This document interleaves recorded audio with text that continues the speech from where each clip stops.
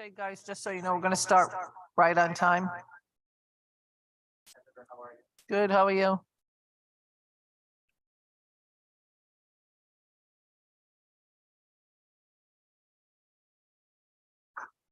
I feel like we should count down the seconds.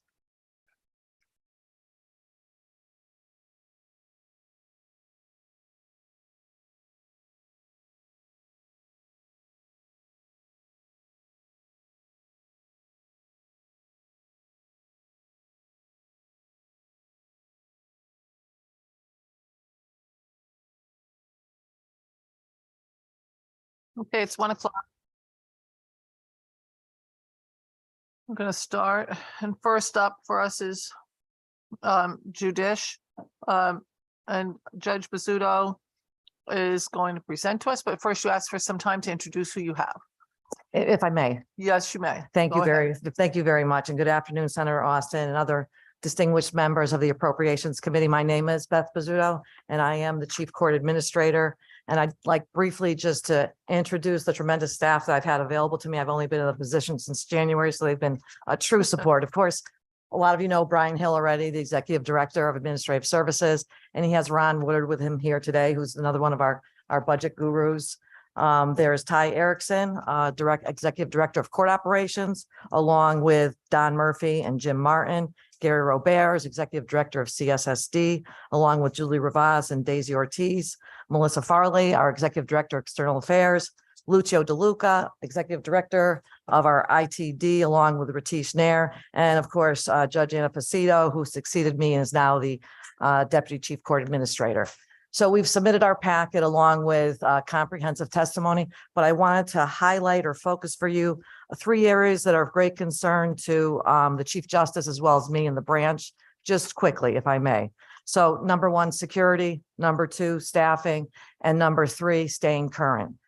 So with respect to security, the number of threats and security breaches is really on a precipitous rise. And of course, we're continue to be challenged in keeping our judicial marshals staffed at an appropriate level. We've done a number of things, both with our union partners, as well as some innovative things we've done ourselves, but that's something that's always going to be on our radar and of concern. Also staffing, and staffing really is not so much about asking you for more money. It's about recruitment and retention. Brian Hill and his team have done a great job at keeping the numbers up, but we are really struggling finding people in key positions like our interpreters, our court monitors, of course, our marshals, and IT is really hard for us to keep fully staffed and competitive. And then finally, it's just staying current. So Connecticut is really a national leader in so many different areas. When we talk about with other states that we have family relations officers in our family courts, they're stunned. We have mediators in foreclosure, housing, small claims. We have risk assessments and pre and post adjudicative screening tools in our criminal juvenile courts that no one else has. I want to share with you what staying current looks like to the outside world. And of course, appreciate the support that you've always given us. So you should know the judicial branch was recently ranked first in the nation by the National Center for Access to Justice in court accessibility for peoples with disability. Also, our Hartford Juvenile Residential Center was awarded the prestigious 2022 Barbara Allen Hagen Award by the Performance-Based Institute. And this honor recognizes the center's action to ensure safety at the facility, provide effective programming, services, and restorative justice practices to achieve positive outcomes. On a far more personal level, if I have one more moment to share with you, 2 other real life incidents that shows how staying current really affects people. As you know, you were very supportive, as the governor was, in giving us funding to start our call center, which is now up and fully staffed. And takes approximately, 12,000 calls a week, which takes pressure off our clerks in the courthouses who are face to face with people. So these are calls going to the center for the judicial branch. But just a quick story, which I just found so impressive, I want to share with you. So a man was scheduled for an arraignment, but missed his court date and called the call center and asked, "What do I do next?" And he got LaTanya Watkins, a call center agent, who took the call, and the caller immediately started to cry and said that he was having thoughts of suicide. LaTanya kept him on the line while notifying a supervisor, and that supervisor contacted the mobile crisis, which then connected us with the police. LaTanya kept that caller on the phone for 30 minutes while calmly listening to him as he expressed his pain and his anguish. The police asked LaTanya to get information, including whether he had guns or not, which LaTanya did.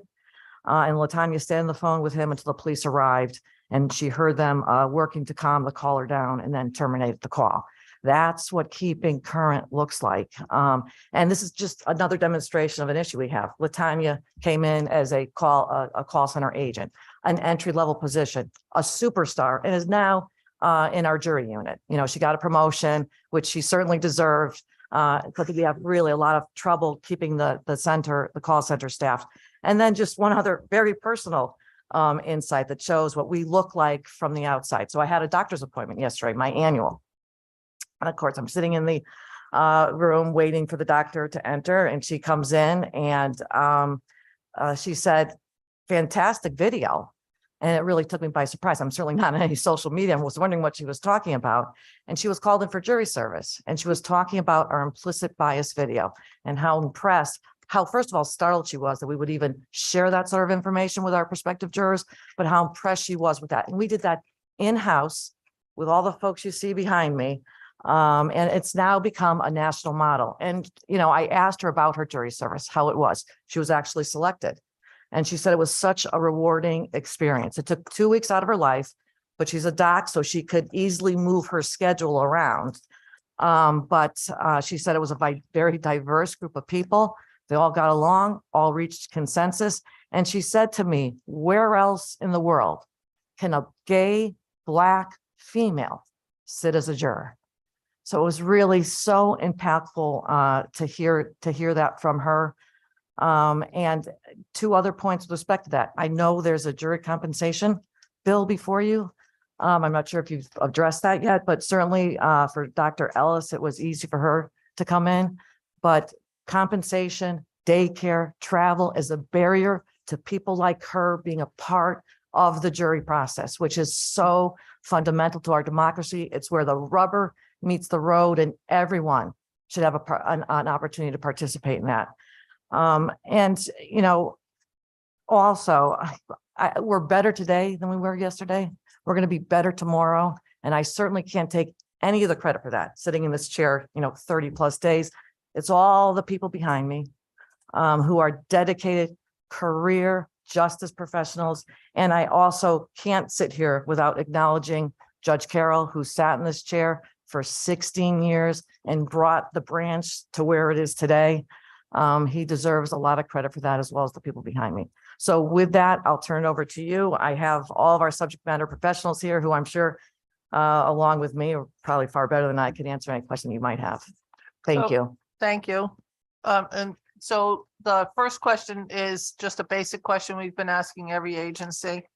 We have in the budget sheets 4,274 employees working for the Judicial Department out of the general fund and 10 banking fund positions. Can you tell us how many people do you have that are actually working right now and how many vacant positions? So we have 3,605 permanent full-time employees. And that leaves us with 669 vacancies, which really isn't too far off the mark from 2019 pre-pandemic, as we use that kind of as a marker. But I have to tell you, as I said, through Brian Hill and his group's tremendous efforts, in 2022, we've hired 567 people. We've promoted 422 others. It's a constant challenge with the entry-level positions, certainly our marshals, which we're happy to talk about. And as I said before, the monitors, our office clerks, our interpreters, and IT is so hard to compete with, given the salaries that, IT is it's a hot job market for IT. It's the wave of the future. It's really hard for us to retain and recruit those people as well. So in those vacancies, it's a lot of marshals. We're down 40 judges. That's in the count as well. And certainly IT professionals. Brian might have far more better detail and could probably address that question better than I. So you can bring, Brian, you can bring that to the subcommittee. all of the, where all the vacant positions are so that we know where they are and where you stand in the process of hiring those positions. We would like to see where that stands. Could you include in that the number of people that work for the probate court, that are workers in the probate court? And I know that, but I have it right when he can, it's right here under Judicial. And you can ask Beverly. I think I saw her walking around here somewhere. What I'm really trying to get to is many of the people that work for the probate court do not have health insurance, or their health insurance is different. And I'd like to know how many people that is, because a lot of the quasi-publics are considered state employees for the purposes of benefits. And I'd like to look at the probate court relative to that to see where we stand. So that's what I'm looking for there. And relative to the expanded use of GPS and electronic monitoring, can you just tell me how many people would that 350,000 accommodate for GPS monitoring?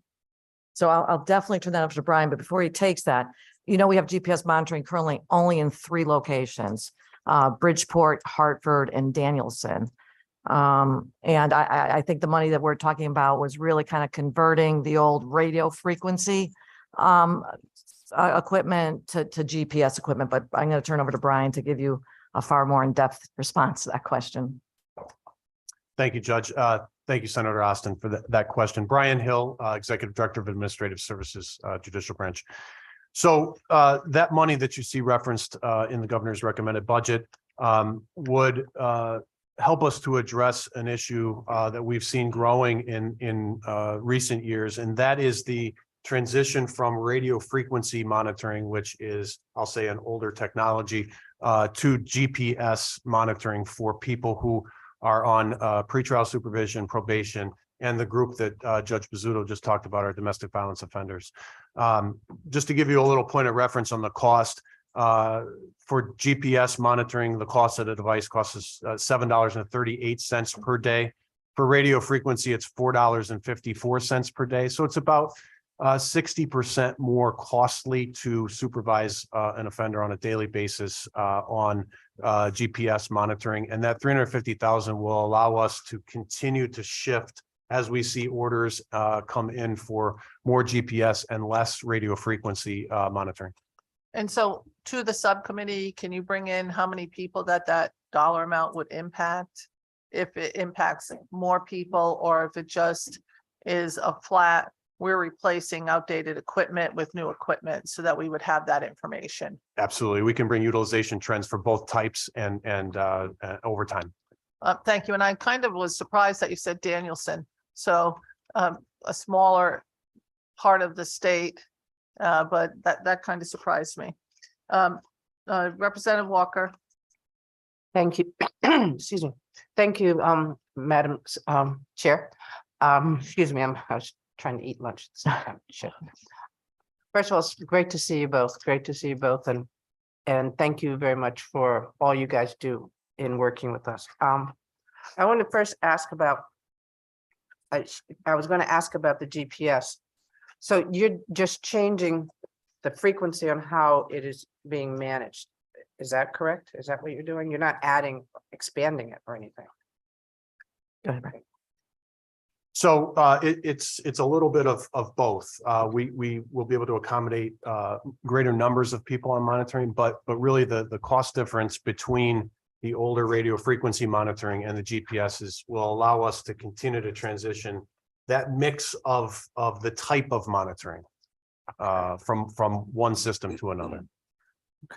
Okay. What other types of monitoring do you have? Yeah. So right now there's really, and we talk about electronic monitoring as the general umbrella term, but it breaks down into the GPS, which is the global positioning system. Over the last 18 months, about 58% of the orders for electronic monitoring have fallen to that technology, about 40% to the radio frequency. Okay. And that mix has shifted over the years. Okay. Going down, I see fund Medicaid reimbursement for rate increases. Is this done through CSSD? That's definitely yours, Brian.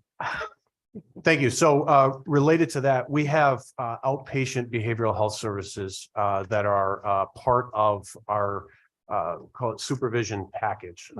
Services to people who are on probation primarily, and the rates that we pay for services for people who are not Medicaid eligible are pegged to those Medicaid rates. So as Medicaid rates are adjusted, we also adjust the non-Medicaid payments that we make to match those. And so that amount that you see there will allow us to fully fund the adjusted rates to our private nonprofit providers who deliver those services. Okay, so I know that we've been trying to work with DOC and doing that, and I was trying to figure out, is there a way of doing this with you? I mean, with DOC, with the way you're doing it.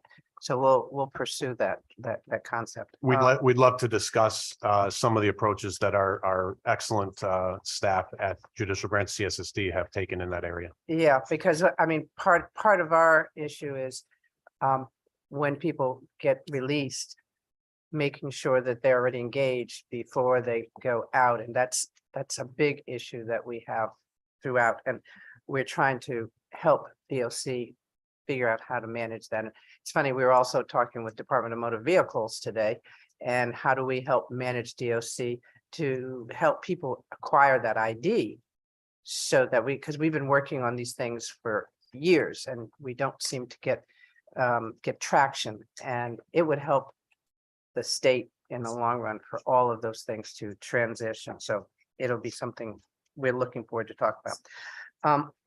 It says you're doing a modernization on your IT and your courthouse security.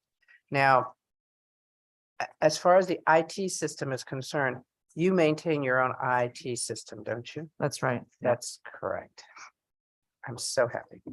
So what is it exactly the upgrade that you are working on right now? So as far as the security side, it includes updated camera equipment. It includes better metal detectors. We're also building what's called the Office of Protective Intelligence. Some of the money's earmarked for that, which is a special unit that's going to be dedicated to judge and employee security. On the IT side, we're going to build a general or master schedule for all of our remote activities. So instead of clerks having to find everyone's email address, the person's participating in the hearing will simply get a notice from the court with a code, and they go on the website, pop in the code, and they'll get into the remote proceeding. So some activities like that. Brian, you might have some other details as far as that money. Can this be used by the public defenders and the prosecutors in talking to their clients too? So we have a lot of equipment for that already. Okay. Across the branch, and also connectivity with DOC. Okay. If a prisoner is not going to make it into court, there's still connectivity. And Okay. also all of the PDs have direct access to lock up or remotely into a courtroom if they want to. Most of the criminal activity or criminal work is done in person, but they all have the remote capacity in every single one of our courthouses to participate remotely. Okay. I have one final, and I'll move out of the way. So I was looking at the juvenile outreach. I'm going to ask a question. I hope you guys will answer it. Do we need more money in juvenile outreach in services? Gary. Do you want me to bring Gary up? He probably, he's the juvenile guru. He's the guru. Okay, good afternoon, everybody. I'm Gary Roberge. I'm the Executive Director of the Judicial Branch's Court Support Services. Thank you, Representative Callahan. I see things haven't changed, still telling me what to do. Madam Chair, we could certainly use more juvenile justice outreach funding, because we have programs that we talk about that we have just either operationalized and implemented and would like to expand, or other types of services that we think would be beneficial for the kids that we work with in the branch. So the answer to your question is yes, we could always use more juvenile justice outreach funding. It would be helpful if you could bring some of those things to the working group Absolutely. so that we could start to talk about some of them. I know some of those issues are also issues that we have been asking towns in trying to service towns and some of their activities with chronic absenteeism and things like that. And so we're trying to figure out how do we blend with our cities that have a high number of absenteeism with their kids in school and providing them with the services so that they don't end up coming into the system, but sort of are initiated in the very beginning for our youth service bureaus or our juvenile review boards or other systems. So it would be something that we could talk about. We'll have that prepared for the work group. Okay. Absolutely. All right, Madam thank you. Chair. Thank you. Thank you, Thanks, Madam. thanks. Up next is Senator Winfield. Should we keep hearing? her? Senator Winfield. Thank you. Don't go anywhere. Okay, I wasn't running. So, I guess my question may touch on, Representative Walker. So you have, in your budget, some reductions to removal of funding to, make the reductions in the budget. They include juvenile outreach alternatives.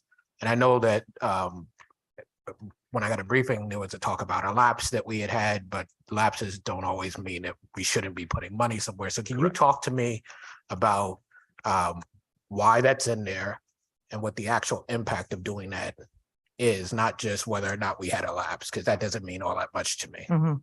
So let me get Brian up here because we've, or do you want to take it? I'll try. Yeah, that, and sure, then go ahead. Brian can jump in. So thank you, Senator, for the question. We have lapsed money in the last few fiscal years. A lot has to do with COVID. Another significant item that is appropriated for in our budget that we haven't been able to fund in the last 3 or 4 years now has been since the transition of the responsibility for the kids at CJTS is the second secure facility. So that's about a $4.5–5 million line item. We put out multiple RFPs and we can't fund it. So we carry that over year to year. And just ordering things. I'll give you an example. We need a generator at our facility down in Hamden, and we're about to get it, but it's been on order for a good 2.5 years. So it's just getting items in and being able to pay for them within that fiscal year. So that's why we're seeing the multiple carryovers and the lapses in the funding. And the reason I was saying that we could use additional funding is for things like credible messengers that you appropriated for the branch last year that we put out an RFP. We have providers now in 4 of our larger cities, right? We'd like to expand that program. We just operationalized, or we just executed an RFP for implementing a transitional house for kids that are coming out of our secure facilities, not ready to go back to their home yet, right? But it's a transitional house that we're going to have in Weathersfield with 6 to 8 beds. That a contracted provider is going to operate for us. So it's things like that that we would like to expand upon. But the reason for the lapses in the last 4 or 5 fiscal years has been predominantly around the big ticket items that we just haven't been able to get a response on. I hope that was responsive to your question. It was. And so for clarity, so the decision made in this part of the budget that I'm referring to has to do with those lapses, but the lapses happen for the reasons you suggest. But in terms of trying to make a system work and trying to do the best for our youth, as the chair of that subcommittee who will report out to the chairs of this committee, I shouldn't really be looking at that as a positive thing, Mhm. right? Thank you. Thank you. All set, Senator. Up next is Representative Gilchrist, followed by Representative Paris. Thank you, Madam Chair, and thank you so much for being here. I'm going to start just by following up on what Senator Winfield just asked, back to the reduced funding to achieve savings, in particular, the juvenile alternative to incarceration piece. Would you be able to bring to the working group what has been funded in the past, and then also an example of an RFP? I think that would be helpful. Sure. Great, thank you. Thank you, Representative. We can certainly bring that information to the working group. Wonderful. You all oversee, I believe, right? We've met child support enforcement. Is that correct? That's correct. Yep. So when you were talking about the modernizing and upgrade to IT, are there any funds in there to do what we discussed in terms of upgrading the child support enforcement to be that one point of contact so that folks don't have to go to various locations to get services? Right, so that would require coordination amongst our federal partners, because it's a federal program. So we'd have to work in conjunction with the Department of Social Services. I think Representative Gilchrist, there are 4 different agencies that are involved in support enforcement that all have to communicate with each other.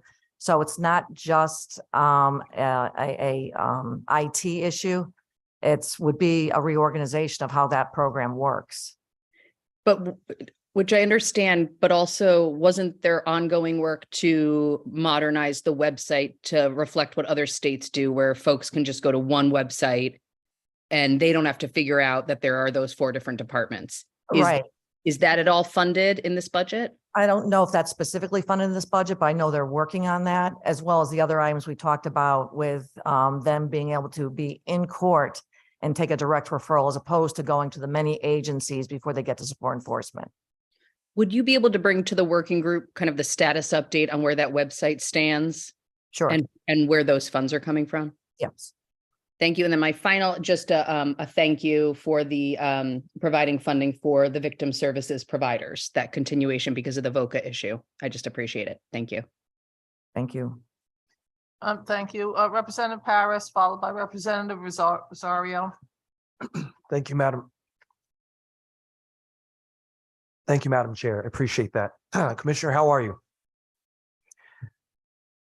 My apologies. I understand. I'm sorry. Good afternoon. Good afternoon. I understand that the recently released State of Reentry report data has shown some critical challenges facing those who are returning citizens. And in turn, obviously, you can't do this work alone. And we have a lot of community partners across our state helping us to open these folks back in, to open them back, welcome them back home with open arms, but also get them re-entered into everyday life as best as we possibly can. Now, they're still dealing with a myriad of issues, including substance use, mental health issues, obviously an alarming rate of medical health concerns. Can you just speak to us about the support that is provided to the nonprofit network of community justice services, and whether the department has assessed or reassessed, if that matter, any additional funding is necessary to provide to them at the appropriate level to help offset some of these challenges? So that probably covers 2 different things. You might be touching on VOCA. But that's one question, because I got another one after this. Yeah. But I think I'm going to call Gary Roberge back up with respect to the reentry. Thank you. And making sure those who are coming back into the community have the appropriate supports. And the other one might be more about the VOCA funding issue, which were provided for in fiscal year 24. Still don't know what fiscal year 25 looks like. So Gary, do you want to Thank talk you. about the reentry? And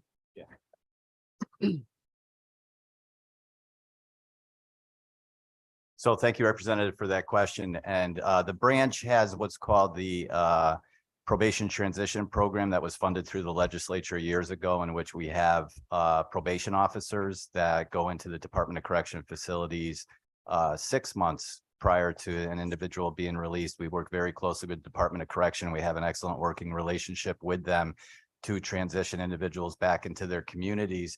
The biggest obstacle that we're looking at, and we've requested funding and we have received some ARPA funding that is going to allow us to expand, but is housing, right? Housing is always an issue for us with our clients that are coming back into the community. So, and we can always use more housing. There's never enough of it, quite frankly, with respect to the clients we work with that are coming out of the Department of Correction. With respect to services, we have services through our adult behavioral health network that for clinical substance abuse and mental health services. So we're fortunate with respect to that, and employment services. We work very closely with the workforce development boards that we have for employment services, and the reentry roundtables that we have in Bridgeport, New Haven, Hartford, Waterbury, and the reentry centers are doing a fantastic job, and we work closely with them as well. So I think we have a fairly efficient, and I'll take fairly out of it, I think we have an efficient process in place to work with individuals that are transitioning back to their respective communities. Housing would be very beneficial for us, as I previously noted. And then, the other part is the employment that we're constantly working with our partners and external stakeholders on that as well. So I hope that was responsive to your question. I think it certainly is responsive. I just want to ensure that there are no additional services that you're hearing from stakeholders that they need from you guys that you haven't already mentioned. And I'll go back to Representative Walker's comment earlier about the identification. That is something certainly that we work with Department of Correction, Department of Motor Vehicle on to try to get a more efficient way of making certain people have the proper identification coming out and back into the communities, because that's always a challenge for us. So we're looking to make progress in that area. Thank you. I appreciate the help that you're providing for those seeking a safe transition. Madam Thank Chair, you. thank you. Thanks. Next, we have Representative Rosario. Thank you, Madam Chair. Good afternoon, Judge. How are you? Fine, thanks. Good afternoon. My question is regarding the GPS technology and the technology itself. Usually, as technology advances, these devices get from big to small. But that doesn't seem to be the case with this, with the ankle monitors. Seems that they have gotten bigger and bulkier as time goes on. And I know it could provide some shame to folks, especially, you see folks at, local parks, whatever, they don't want to wear shorts, they have to wear long pants in the hot weather because it shows a big ankle monitor. I know other states like Arizona and Maryland had looked at other options, like, something that looks like a wristband, like an Apple Watch or a Fitbit that's a little more discreet, but accomplishes the same goal. Are we looking at those type of technologies as well?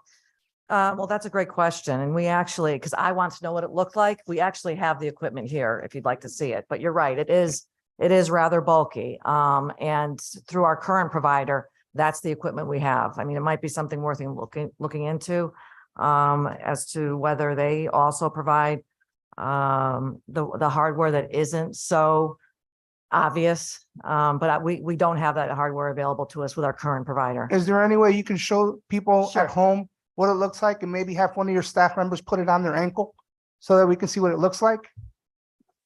Well, Gary, I don't know if he wants to put on his ankle, but he'll show you. that may be a challenge for me, Representative. We did know that you. We did know that you were going to ask questions, so we brought along the equipment that we use. And we participate with the New England State Association Alliance with respect to how we contract for our electronic monitoring service. So it's a bigger group that contracts through Sentinel, our current provider, that we use. And I'm just going to show you briefly, and I think this is what you were talking about with the risk. So this is the traditional or the old school form of electronic monitoring.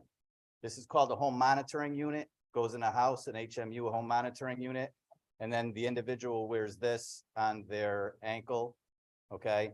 And this connects to the home monitoring unit, and that's how a person is confirmed that they're in their house or not in their house, right? RF radio frequency, so it's not GPS.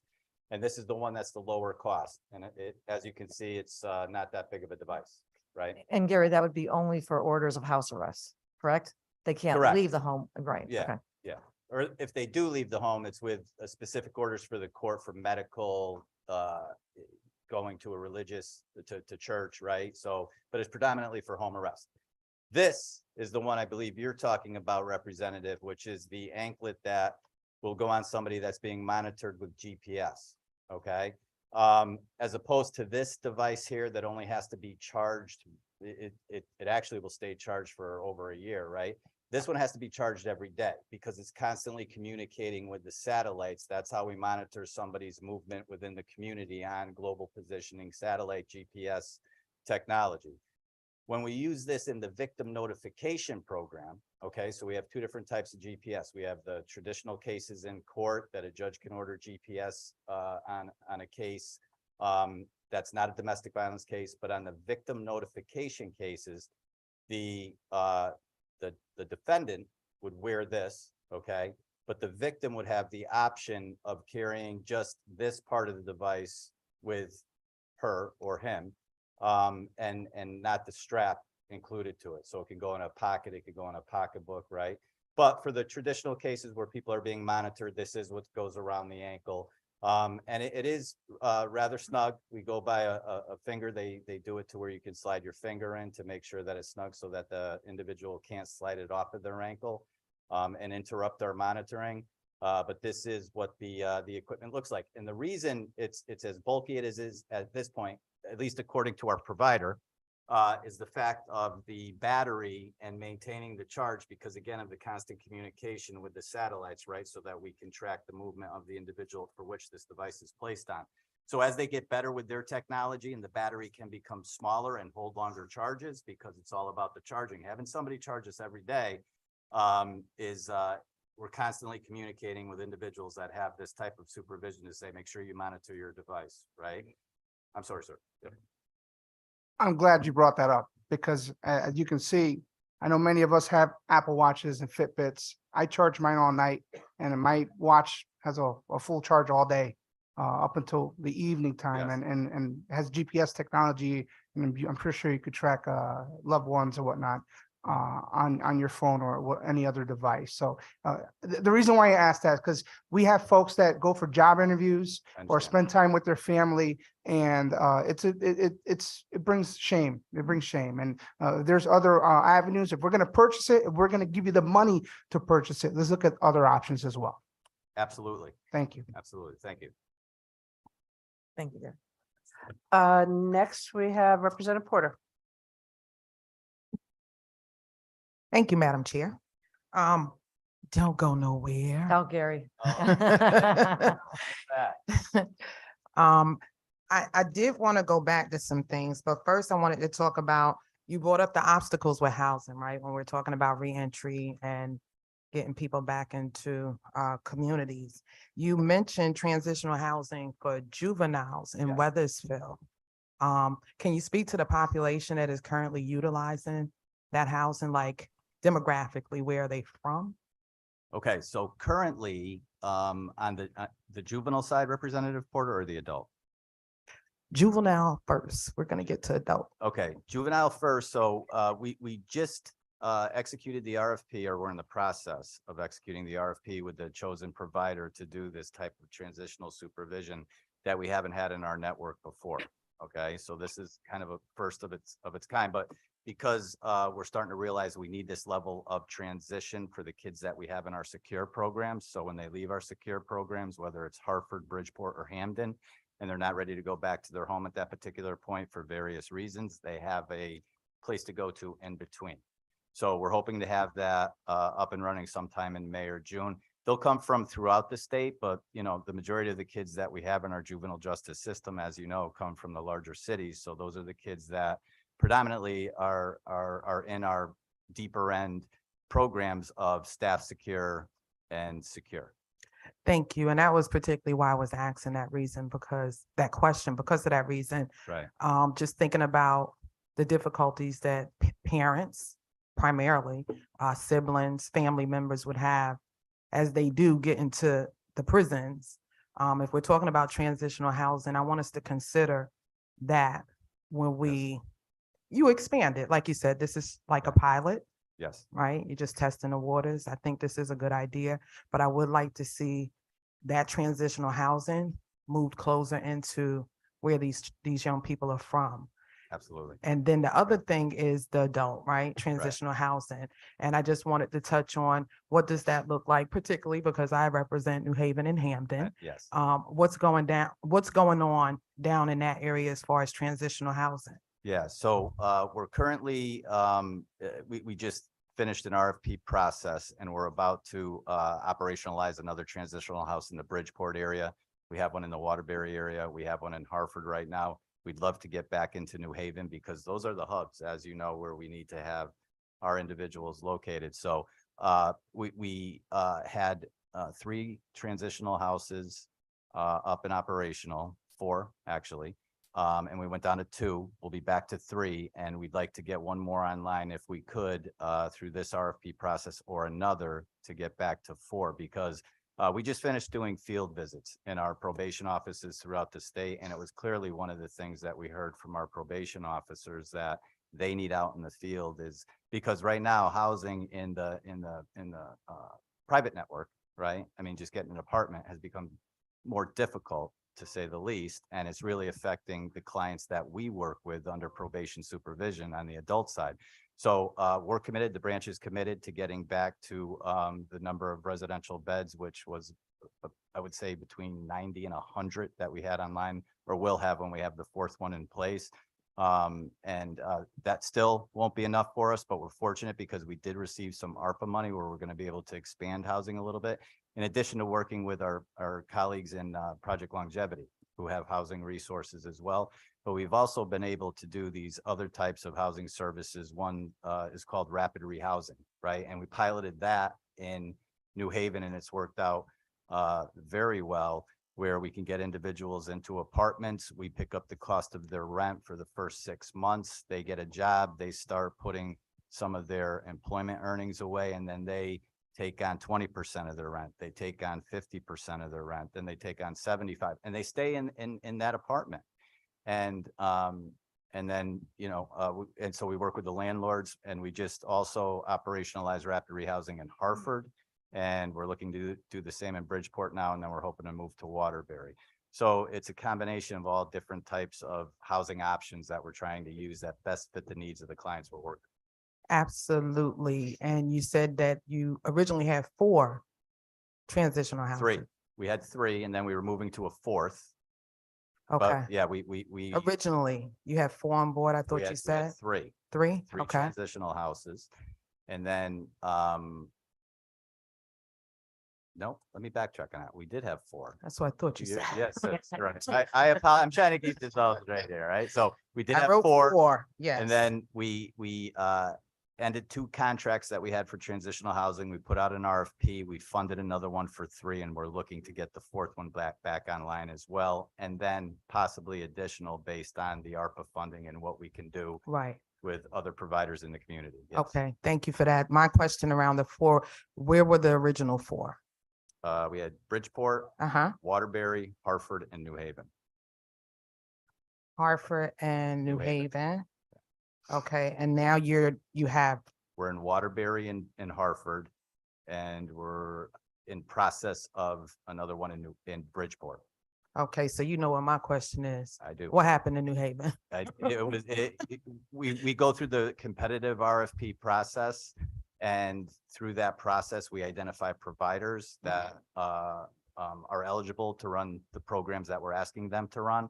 And if they don't meet the requirements through the RFP process, then unfortunately, we can't move forward on that. And I know it's been an issue we've talked about in with this body before and others in this building. We have a very particular RFP process in the branch. We do offer assistance with respect to, you know, talking and working with potential providers as to how to respond to our RFPs, but it's a function of the RFP process as to who is, I don't want to say qualified, but eligible based on the RFP process to enter into a contract with the branch. So wouldn't eligibility be coupled with qualification? It is. You have to be Yeah, so- qualified well, in order to be eligible. Yeah, it's how you respond to the RFP. You could be qualified and not submit a good RFP, and therefore on paper, it doesn't result in a favorable result of the RFP review and process. Well, I'm just really understand. asking these questions I for know. clarification. I understand.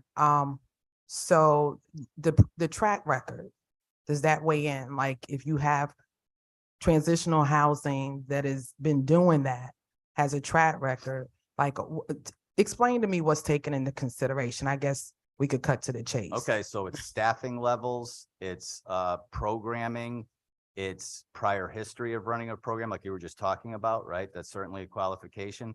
And then the budget. And we take all of these things into consideration, and it comes out with a quality point ratio. It's called a QPR score that we have in the branch. And then that depends on whether or not you meet the threshold level to be considered as a provider. Okay, and we can continue the Yes, we can. transitional piece offline, because I Yes. really do have many more questions around that, but I I know. don't want to exhaust the time, as I know other folks have questions as well. The other thing that I wanted to ask, can I find it? I wrote it and I can't find it, so I'm gonna come back. Okay, And I'm gonna thank the Madam Chair for allowing me to ask questions, and thank you, Representative. we'll talk later. Yes, we will. Thank you. Wait, just, there's Johnson, Representative Johnson. And after Representative Johnson, Representative Callahan. Thank you so much, Madam Chair, and thank you so much, Judge, for your work and being here today. I have a couple of questions. One going back to what Representative Gilchrist was speaking about when we're looking at child support and the numerous different places that you get funding to collect child support. And one of them that you mentioned was the Department of Social Services.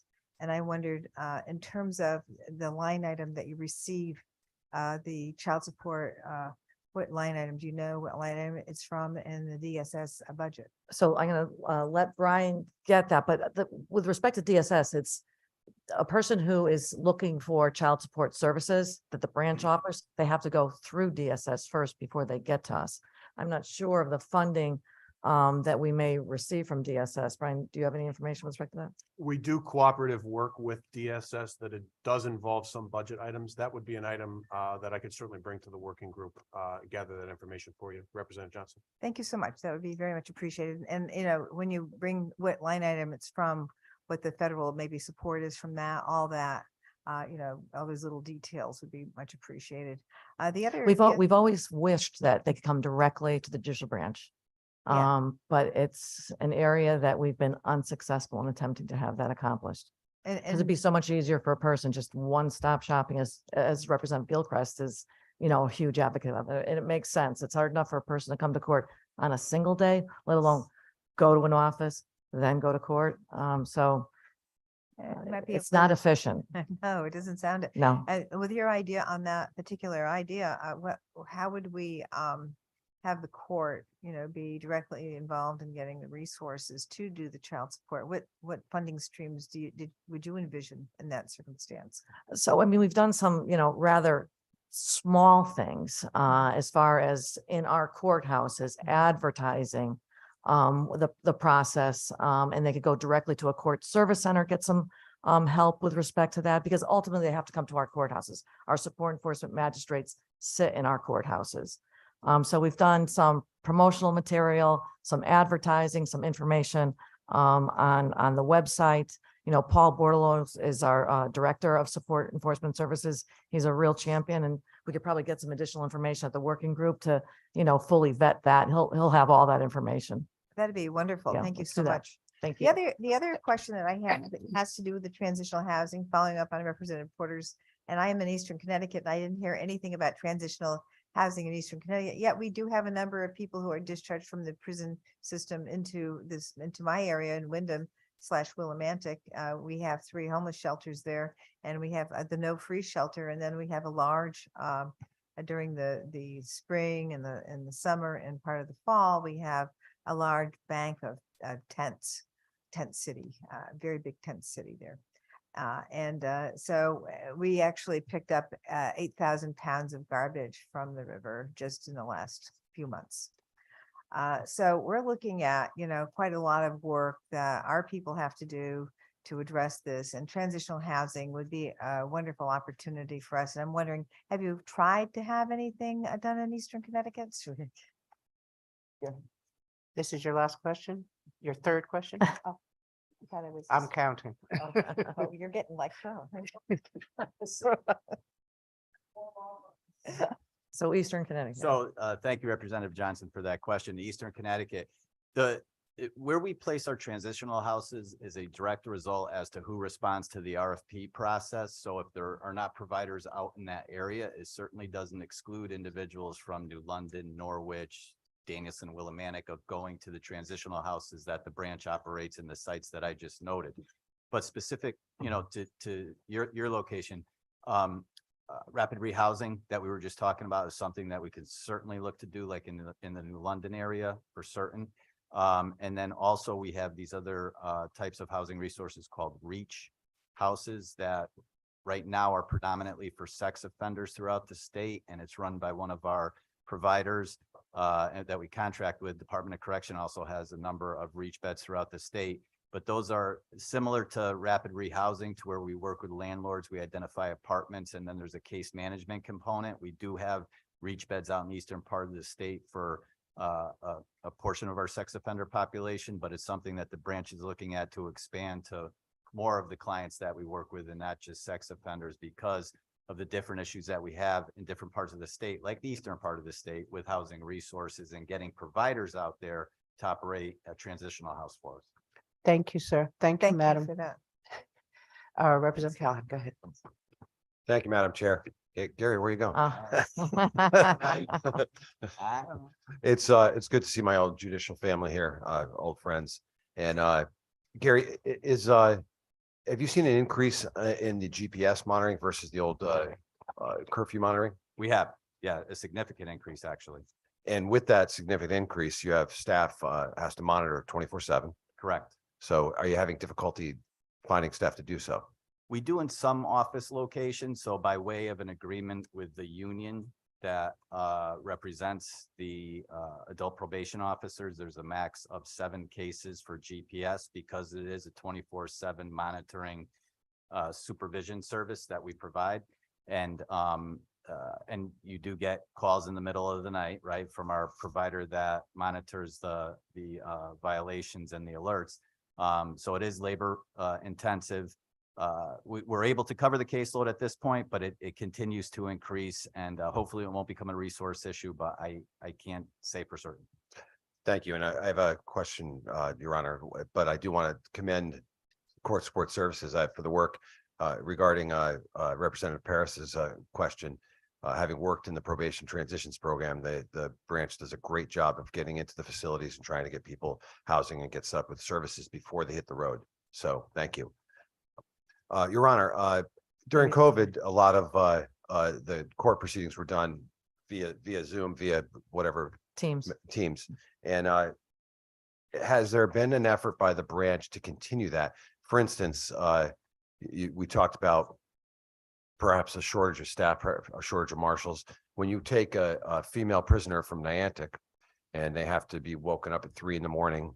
and transported to a distribution point and brought to a courthouse for a 5-minute continuance, has there been an effort to, obviously we want the defendants to be there for serious proceedings, but if it's a routine continuance, is there an effort by the branch to cut down on the transportation and maybe just do those remotely? Right. So that's a great question. And all of the facilities have the capacity to do it remotely. There's some lawyers who insist on having their clients present. Ultimately, it's going to be a judge's decision, but certainly for those sorts of continuances where there aren't meaningful things happening in court, the preference is to do it remotely. We certainly have the infrastructure in place and did a lot of work and spent a lot of money having that infrastructure in place. And most judges continue to use it, certainly for status conferences, trial management conferences, pre-trials, and as you said, routine continuances. But the public defenders and private counsel prefer to have their clients there. We've done some other things with respect to consolidation, but it really addressed the judicial marshal shortage. We have a few locations, take Litchfield, for example, where in a given week, they may have 4 or 5 prisoners who need to be transported from DOC to the courthouse, and they schedule 1 a day. And no matter whether there's 1 person on the transportation truck or whether there's 10, it's the same amount of resources. So to consolidate that, where Litchfield now has 2 days a week where those prisoners are transported, we did that in 5 locations, and that earned us 20 more marshals back into the field, which, that's where they're desperately needed. So we've built efficiencies like that as well to cut down on the transportation back and forth from DOC to our local courthouses. And there's a great liability with all that transportation, and actually for the prisoner themselves, sometimes they're out on the road for 15 hours. So it's hopefully the branch can incorporate more of that. Anecdotally, we hear all the time that the prisoners don't want to come to court. They're, as you indicated, they're woken up at 3 o'clock. They spend a long day on travel because it's the transportation goes from, New Haven to Waterbury out to Litchfield. You wait until they're done in Litchfield, and then they do the reverse commute back there. So it's, I'm not sure that we'll ever get to the bottom of it. We certainly know that there's, and I understand how counsel want their client present. But sometimes it's a matter of convenience to meet with their client as opposed to them going out to the correctional facilities. I mean, it's a complicated Right. issue. We're mindful of maintaining our efficiency because it's important for so many reasons, including the security issue. Humanitarian Yeah, too. But I appreciate your answer, Your Honor, and thank you, Madam Chair. thank you. Thank you. Representative Candelaria. Thank you, Madam Chair. Good evening. I mean, good morning. Yes, good afternoon. What am Good I saying? afternoon. I was going to say evening. Jeez, Still all over already. the place. Yeah, it's soon enough. Too early. Just a couple of questions. And I don't need an answer now. With in regards to the foreclosure mediation program, I want to know where we stand with that. How many clients are we servicing? Is there a need to continue to grow the program? What are we seeing? So you are you just talking about the provide a- one that's paid for by the banking fund? Because we still have Okay. 10 foreclosure mediation specialists who deal just with foreclosure Right. off the banking fund. It was always sunset. We have that until 2029 now. So that's 10 dedicated specifically to that. Perfect. They probably do, is it about 1,000 a year? But what's even better than that is 85% of those settle by way of mediation, with 65% of those homeowners staying in the home. So Wow. it's a meaningful and successful program. I'm happy we have it until 2029. We'll see where we are then. It's certainly a necessary program. Hopefully the funding will continue after that. Right, thank you for that. And within the budget, I'm seeing there's a reduced funding to achieve savings in several areas. Juvenile alternative into incarceration. I just want to know, how are we achieving these savings? How many clients, do we have a reduction in clients? How are we achieving it? And So- I guess so that's what I'm Brian- trying to get to. Thank you. Brian just whispered in my ear. I got that. So I'm going Okay. to turn it over to Brian. Thank you for the question, Representative Candelaria. So as we constructed our budget, we looked at areas where we, as has been mentioned before, where we've had some under expenditures in recent years. In the juvenile services area, the one area where we would have had a continuing problem in expending appropriated funds has been in securing a site and a vendor for a second secure community-based program for kids who are involved in the juvenile justice system. And what we have, what we can achieve in savings is really a recognition of the fact that even if we were to get a vendor, say in the next year, our ability to expend all of those dollars during that time period would not be possible. And so we don't see this impacting current services at all. And as we continue to diligently try to come up with creative solutions to work across branches of government with other partners to try to figure out where we could site this program, what facility would be appropriate, and then securing a contractor, a nonprofit organization, most likely to do that work, that is going to take time. And so that's primarily the area there. You've noticed another area of savings in that, and that's in our workforce. And as everybody knows, we have undergone a huge overhaul of our workforce through the massive retirements in the last few years. And so really right sizing and making sure that we can achieve everything that we are mandated to do and that the Chief Court Administrator asks us to do. Thank you for that answer. And also, how about the juvenile justice outreach services? I see savings as there as well. Same situation? Yeah, it's all Okay. kind of blended together in that same conversation. Now, my last question, it is in regards to the allocation for courthouse security.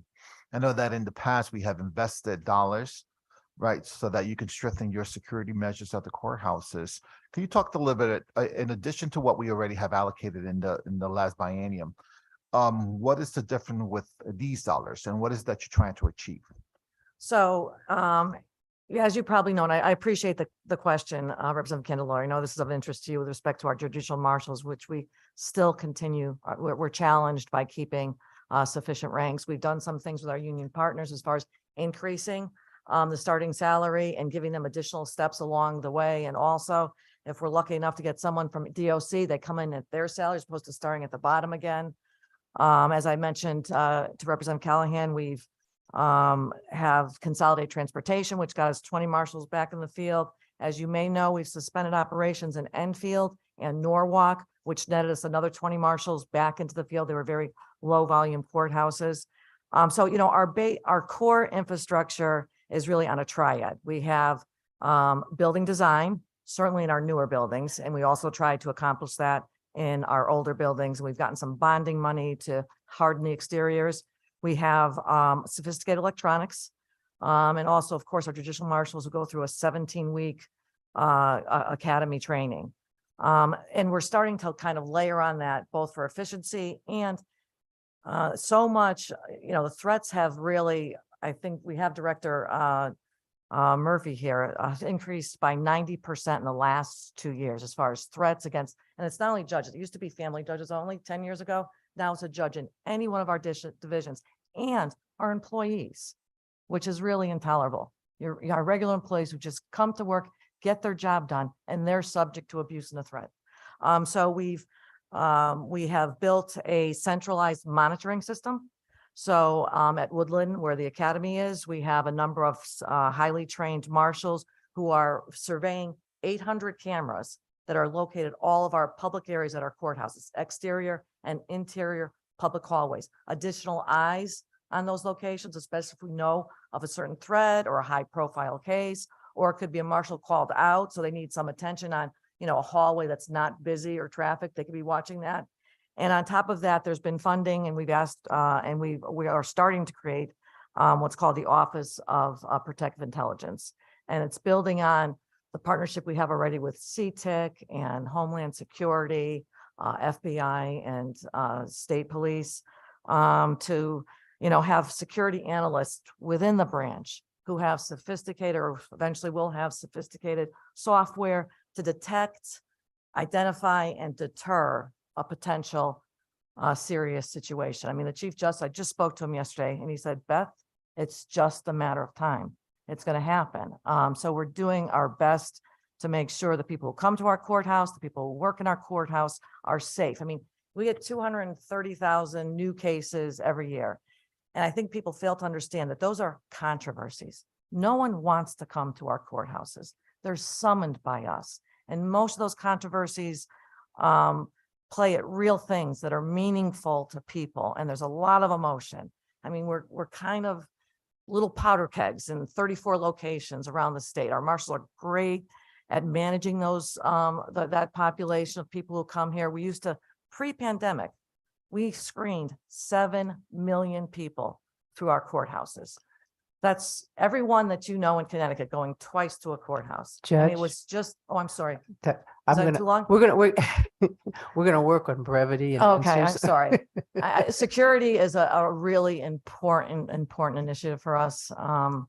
It affects a lot of people, and I know it's a huge priority for the Chief Justice as well as everyone in the branch. So I appreciate the question. I hope I answered it. I apologize, Representative Walker. You did, and I know we're trying to move on to the next, but within that same question, I know that at one point they were hiring, I don't know if it was off-duty police officers. Is that still happening today? I know we had an issue, you had to resource to that, and I know it was very expensive to get that done. Are you still doing that today? So there, are you talking about two different things? Like where we had at some point in time money for state police to be stationed. We aren't doing that now, but we are exploring we just had the conversation about rehiring some of the recently retired marshals who could work part-time, maybe at Metal in the morning, which would relieve other marshals to other posts. You know, the mornings are our busiest. From 9 to 1 is our busiest time in most courthouses. Some courthouses, it's all day long, but we just recently had that conversation. We're going to be pursuing that. It was hard really recruiting people the last time. We're hoping we have better success this time at having some of the retirees come back on a part-time basis. Thank you. Thank you for those answers. Thank you, and thank you for your. We're gonna get. It's. I know it's hard for a lawyer to break it down to 2 sentences, but it really does work. But It's my first rodeo. I'll get there. I know, promise you, know. Representative Walker. Thank you very much, and I believe that's the end of the. Can you talk to them offline? Yeah, go ahead. And this question was prompted by Representative Candelaria. He went back to the reduced funding to achieve savings piece. And I just wanted, if you could just briefly explain or talk about how does that translate to restorative justice with the juveniles? Like what I'm thinking, and I'm thinking out loud, it's the way to shorten the pipeline, right? We know if we can get on the front end of this, we won't end up with adults in prison. So if we are achieving these savings, then we're talking alternative to incarceration, we're talking outreach services. I'm just wondering, like, in layman terms, what are you saying? Like, what does that mean? Because these are some of the questions I'm being asked. So thank you. Yeah, so again, just to highlight, really what this was intended to recognize was really an inability to cite and find a contractor for our deepest end residential secure program. And so we will continue to do that, and certainly would reserve a conversation at such time to restore that money when that program can be funded. Thank you for that. And I do believe that that conversation is warranted, especially with what we're seeing in communities like the district that I represent. I'm absolutely interested in ending this pipeline, and we have the resources to get it done. So thank you, Madam Chair. Thank you. And I just want to remind my colleagues that, remember, the budget before us is the governor's budget that was presented to us. He proposes and we dispose. And I will remind my colleagues that we have very often put the money back in. So let's get rocking. Okay. Thank you. All right. Thank you very much. Thanks very much. Thank you. Okay. Next, we have the Division of Criminal Justice, Attorney Griffin.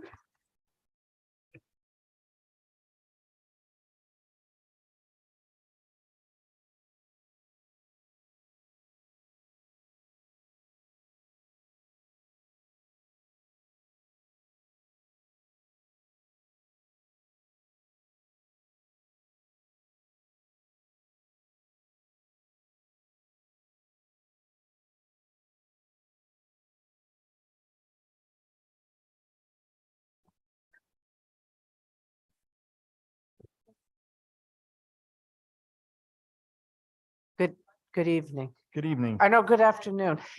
Thank you, Representative, for helping me remember it's not afternoon. Good afternoon, Patrick. Good afternoon. Attorney Griffin, go right ahead. Thank you. Good afternoon, Representative Walker and Senator Osteen and the distinguished members of the Appropriations Committee. My name is Patrick Griffin. I am the newly appointed Chief State's Attorney, having been appointed in May of last year.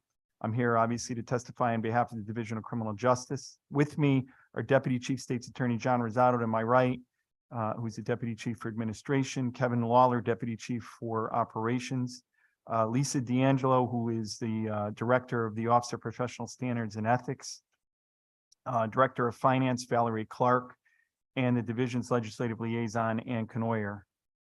The Division of Criminal Justice, like virtually every state agency, has had to effectively manage the loss of nearly 30% of its workforce, including the appointment of new state's attorneys in Danbury, Litchfield, New Britain, and New Haven over the past several years. Since my appointment, the Criminal Justice Commission, which is the hiring authority for the division, has convened meetings on 10 separate occasions and appointed 23 full-time prosecutors and 7 special assistant state's attorneys. We currently have 25 open deputy assistant state's attorney positions statewide. Despite the challenges of a pandemic and the exodus of some of our most experienced employees, the hardworking prosecutors, inspectors, investigators, and support staff of the division have done an amazing job in keeping us moving forward. They are, in my opinion, the epitome of true public servants. All the division's success is tied directly to those dedicated and hardworking individuals. I would be remiss if I didn't publicly acknowledge the efforts of the entire division and thank them for their service. While the division faces challenges, the opportunity to improve operation and address statewide disparities are likewise unprecedented. With the new hires and new senior management, there has been an infusion of talent, of energy into our ranks. As a Chief State's Attorney, I'm the administrative head of the division, and as such, I'm prioritizing working with the 13 state's attorneys, I hope in a collaborative manner, for the development and implementation of policies, procedures, and strategies for the division as a whole statewide. The fundamental goal of the division's policy development must be to promote public confidence in our prosecutorial decisions and the exercise of our prosecutorial discretion. The goal is to assure the public that our decisions are based on a rational and objective evaluation of every charge and every case. And to that end, we have partnered with the Center for Court Innovation to do a comprehensive review of the division's practices and 4 courthouses simultaneously, which has resulted in a written blueprint designed to enhance fairness and promote efficiency in our offices across the state. Those courthouses were Hartford, New Britain, New London, and Danbury. And as a new state's attorney, or new chief state's attorney rather, that was a tremendous opportunity for me to get a look immediately under the hood of 4 courthouses, a large, a medium, a small, or a large, extra large, a large, medium, and a small. We have created within the division for the first time the Office of Prosecutorial Standards and Ethics. And there's an internal working group tasked with the development of what will be Connecticut's first statewide prosecutorial standards policy. Those policies or those standards are patterned after the National District Attorney's standards, the American Bar Association standards, and federal prosecutorial standards. And I'm happy to report that we're within days of having those finished. Likewise, that group has also been tasked with reviewing from top to bottom the division's written ethics policy. We've come up with a new and I think more robust policy that will be unveiled in due course. Obviously, our work is far from finished, and that's why we're here today. A top priority of the Division of Criminal Justice is to expand our very successful early screening and intervention program, or our ESI program. Currently, that is up in 6 courts in Hartford, New Britain, Bridgeport, Waterbury, New London, and Norwich. I think it's important that to point out that the latest prosecutorial data provided to us by OPM indicates that over 70% of all cases disposed in the state of Connecticut were misdemeanor cases. And the ESI initiative has been live in only 6 courts, but we hope that its success merits being able to open it across the state to all GA courts. When you look at the ESI sites compared to non-ESI sites, and we can point specifically to the fact that we have a control group set up, a control site rather, out of Norwalk and what was Norwalk, which is now just Stanford. And so we can compare data from ESI sites to Norwalk, Stanford. I just want to give you a couple of quick stats. ESI sites divert more individuals into ESI community-based services, over 94% more than for similarly situated individuals at the control site. For individuals with mental health, homelessness, and substance abuse, the ESI benefit is even greater. ESI sites divert over 450% more individuals to locally sourced community-based treatment providers. ESI provides more tangible or targeted assessment and monitored treatment referrals, and does so quickly, with over 350 fewer court appearances before a judge. ESI sites have over twice as many cases resulting in dismissal, with 95% of those cases receiving ESI diversions. ESI sites get individuals who do not need judicially supervised diversionary programs into those programs. Who do actually need those programs into the programs more quickly. It's estimated that statewide ESI program would save the public 54,000 court appearances each year, freeing up over 4,500 hours of court time annually, and saving low-level offenders the equivalent of 103 work years. Finally, our statistical analysis indicates that recidivism rates for those completing the ESI program is remarkably low at 31% as compared to a statewide average of 60%. I would note that to the committee, the Governor Lamont's administration supports the division's request for ESI, and I would hope that we would receive favorable treatment on that. I would like to talk about the transparency bill and the collection of data. The division's second request relates to our responsibilities under the Transparency Bill, Public Act 1959, which requires the division to collect certain data points. As we implemented our new case management system, we discovered that replacing a mostly paper workflow with an automated work system has challenges. Obviously, what we've done is gone from a system that was in place for hundreds of years to a computer-based system. Given that over 70% of our cases in the GA, these are low-level cases, and many of our courthouses don't have Wi-Fi, it's not possible for our people to enter the data in real time. And what's happening is our folks have to go back in the afternoons and enter it after the fact. And often what happens is that data has to be entered, doesn't get done on Monday, it has to be entered on Tuesday. If it's not finished on Tuesday, it goes into Wednesday. So we ask your support to fund 20 data entry personnel at a cost of $1,138,616 for fiscal year 24 and $1,178,002 for fiscal year 25. I'd like to briefly talk about the police accountability bill. Regarding that, the division is asking for your support to fund additional personnel to allow us to comply with the police accountability bill. Our analysis shows that the division can expect up to 138,000 hours of body-worn camera video based on the number of arrests that take place in the state of Connecticut each year. Now, some will say, well, why is it necessary for us to review that body camera? Why not just simply turn it over directly to the defense and as a matter of course? I would submit to you that as prosecutors, we have an ethical obligation to review the body-worn camera footage for several reasons. First, to make sure that the defendant is properly charged to determine if they should be charged at all. In many occasions, reviewing the body footage differs from the police reports. And we have had many instances in which it was the body camera footage that would indicate to us that either a charge was overcharged or undercharged, or a person shouldn't be charged at all. Second, to determine if the body-worn camera video contains any exculpatory information that we are duty-bound to disclose to the defendant as soon as possible. Again, I would submit to you, it's not enough for us just to take a mass of data and drop it off on a defense attorney. We need to be able to point to that data and alert the defense attorney to that. And third, an important point, we need to review each video before disclosing it to make sure that the victims, witnesses, and juveniles' privacy rights are properly being protected. In other words, that we may need to redact. Our conservative estimate is that the division will need an additional 31 positions at a cost of $2,891,088 and $2,992,276 for fiscal year 24 and 25 to help us comply with our obligations. I recognize that we are asking for a lot of research, and I want you to know that we're not making these requests without considerable thought. And I look forward to answering any questions. Thank you. Thank you, Attorney Griffin. I appreciate your presentation. I'm going to go to the ESI first. Oh no, let me stick to the original first. You have 501 positions that are listed in our budget book. How many of those are fulfilled positions that you have? How many are full-time? How many are part-time?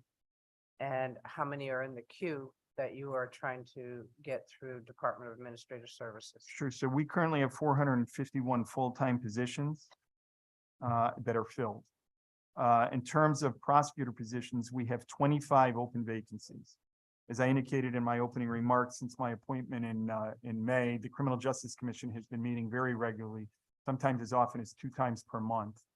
To fill those vacancies. But as you know, the Criminal Justice Commission is the hiring authority. We have 6 open inspector positions, 15 administrative or support positions, 1 manager position, and 7 support staff positions. Okay, 15 admin positions, and what was the other one after that? 1 manager position. 1 manager position, okay.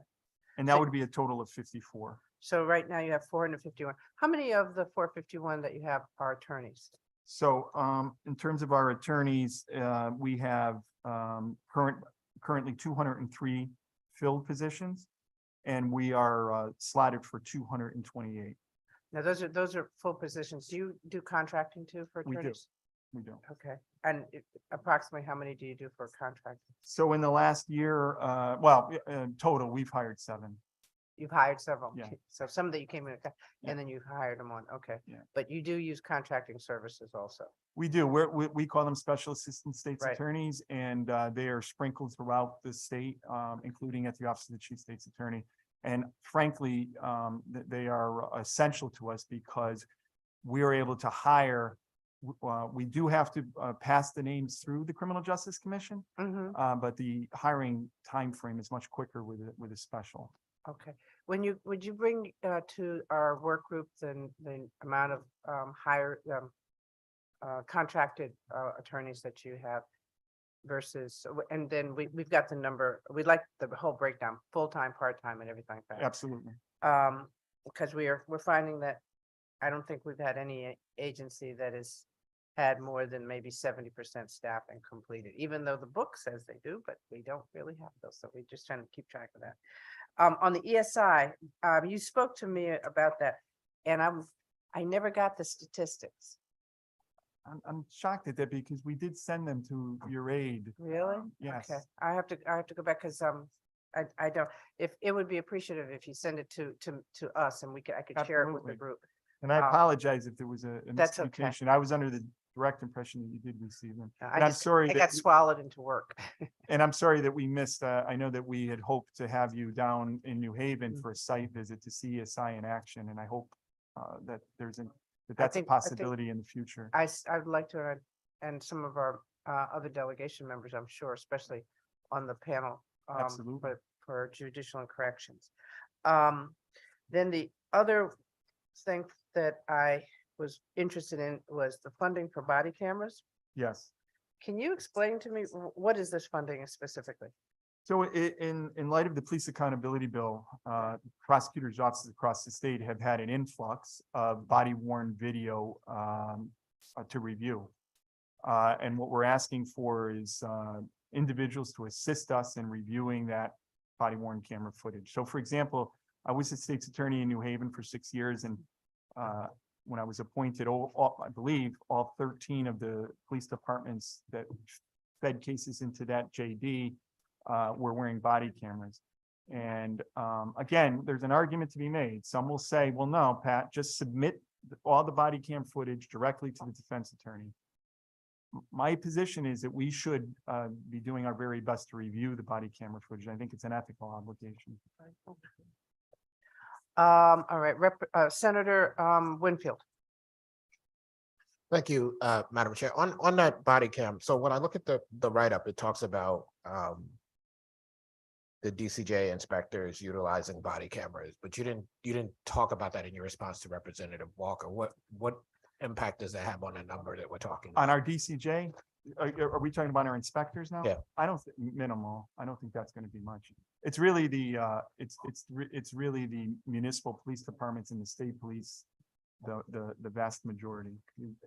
Senator, was your question more about the logistics of us setting up our own body worn camera system or the review of the videos produced by inspectors? So in the budget write-up I have, as an explanation for the numbers we have, clearly what you are talking about and review is part of that, but part of it is, and maybe it's just a write-up that doesn't really mean anything. That's not generally how this works, but it's the recommendation will provide funding for DCJ inspectors to utilize body cameras, right? And so I want to know what portion of the number we're talking about is that?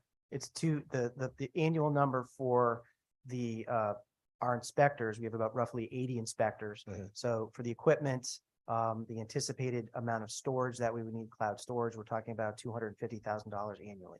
So that basically most of the money, at least in that section, is for that. Okay. And so that was included in our operating budget, that we put that as a request into our operating budget. And then it was recommended by the governor to cover the $250,000 in the operating budget. So the particular item that Chief State's Attorney Griffin is talking about is to do more with the personnel to review the body worn camera footage that we get statewide. yeah, I got you there. I'm just trying to figure out what I'm reading versus what I'm hearing. And the complete write-up talks about to comply with police accountability / the recommendations for the DCJ inspectors in that $250,000 section. I'm trying to figure out where in the police accountability bill the inspectors wearing body camera sits. Well, that's a good question, and it's one that we've wrestled with. So as to whether or not the Division of Criminal Justice inspectors would qualify, but we erred on the side of caution that DCJ is a law enforcement unit, and therefore the inspectors should have cameras. Okay, because my pen was on that, and that was, while I would have that conversation, right? Clearly have that conversation. I don't think that's what that section does. And so I'm just trying to figure out where that logic came from. Okay. So may I just follow So up? absolutely. So if I understand you, is there some, in other words, inspectors would not qualify under that? I don't think that's what was intended by that. And I Yeah. think it specifically, the section that you referred to refers to DESP and those law enforcement people. So again, I'm not suggesting to you that it's not a conversation to have and potentially something to do. I'm just trying to figure out, as we sit here, the explanation is that it is police accountability, the police accountability bill, pointing to the section about DESP and arming now, and not arming, equipping them with body cameras. Yeah, it maybe have been an overly cautious interpretation, but it was our interpretation as 13 states attorneys and the deputies reviewing that's thinking that as armed law enforcement that they would qualify. Yeah. So I'm not trying to, I'm just trying to get clarity, Yeah. right? And I will treat it as we're trying to do something that may not have ultimately been, may not have initially been in that section, but something important to consider as we move forward. In talking about the work that is required of the prosecutors, given the transparency bill that we had, you talked about how they would have to go back and do this work. The type of information that we're talking about, was that being gathered in a different way prior to the bill? How was it being gathered? Well, I think the major difference is that while some departments had body cameras, all departments now have body cameras. I'm not talking about. Oh, I apologize. I misunderstood that question. Yeah. So in terms of the prior to the transparency bill, that information would have been contained, most of it would have been contained within the notes and the written files of the prosecutors. I don't think there's anything different in terms of what we have collected historically. It's a question of how we can get that data in a usable format to OPM. So one second before you jump in there, because sometimes I honestly miss what you all are saying. Information being in the notes to me is not a data collection, a method of data collection, right? So there is a difference, because you just suggested to me there's not a difference, but I think that's a big difference, right? So was it the case that the department was collecting this data in terms of data collection? I guess the way I can answer it is that the raw data would have been there, but it wouldn't have been collected with the intent to make that public or to make that available. It would have been just captured in the regular course of business of the state's files. So if you look at some of the data point collections that's required, the last best offer, clearly that would have been in every file. Victim contact would have been in every file. Prosecutorial diversion, had it happened, would be in every file. But no, it would not have been, so maybe my language is imprecise. Perhaps it wouldn't be data points, but it would be contained within the state's file. Okay. Do you still want to? That's exactly what I was going to say. Okay. And the only reason I asked is because you suggested that because of the transparency bill and the way the transparency bill requires you to collect data, and maybe we shouldn't quibble publicly about whether you were collecting data or not, but I do think it's important. But because of the way the transparency bill is requiring you to collect data, that's where this cost comes from. I think the cost comes from the fact that you weren't collecting data in the sense of collecting data, whether it was electronic or not, it would cost you to do the type of thing that I think we all need you to do. So that's why I asked the question. Can I just follow up? So with that? absolutely. There's nothing in my opinion, in the accountability bill that the Division of Criminal Justice is concerned about getting to OPM or to the public. The real question is, how can we get it to OPM in an efficient manner?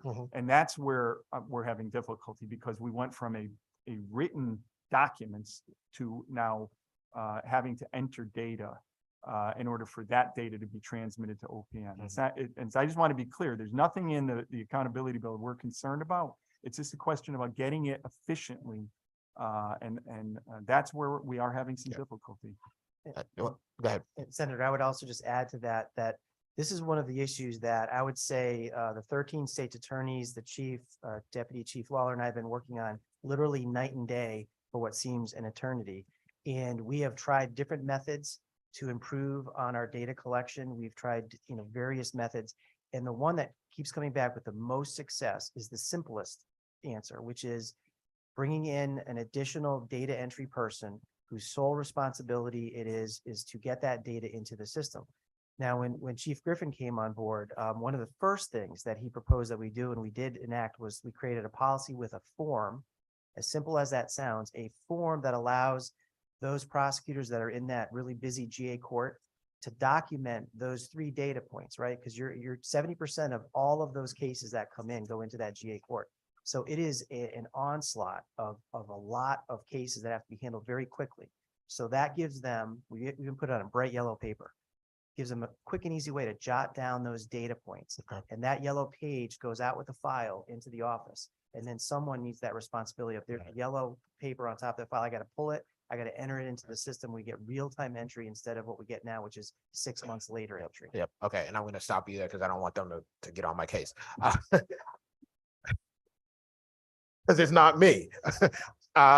So very quickly, just to be clear, I don't want to say what you are intending. That wasn't my point. And just one more thing, and I'm not going to ask the follow-up. But on the recidivism, is that recidivism percentage that you gave us over the course of the program? Is that in a specific time period that's shorter than that? Whatever that is, thank you very much, and you can have it back, Madam Chair. Okay, that data is somewhat dated, I will admit. It's 2019 data because when the pandemic hit, Project Safe or ESI, unfortunately, with the court closures dried up. We can provide you with some additional new data from the chief's office for subcommittee, because I do think that that it stands up that this recidivism rates for those who successfully comply with ESI are better than the control group. And just really finally on that, ESI's the essence of ESI is really simple. It's trying to get to the root cause of why an individual is coming to court. So if an individual is coming to court with a larceny 6, the traditional way of looking at that case would be probation, a fine, jail, but never trying to get to the bottom of why this person's in court. With a resource coordinator sitting next to me like John Rosado is right now, that resource coordinator can, using locally sourced treatment locations, can try to figure out, is there a mental health component to that? Is there a substance abuse component to that? Is there a homelessness component to that? Because in many ways our GA courts, and that's why I started off with my comments saying that 70% of our cases are going through the GAs. 95% of all cases are GA cases. 70% are misdemeanors. That means there's a whole large group that we're missing to try to head off these folks from committing more serious offenses and ending up incarcerated. Thank you. No.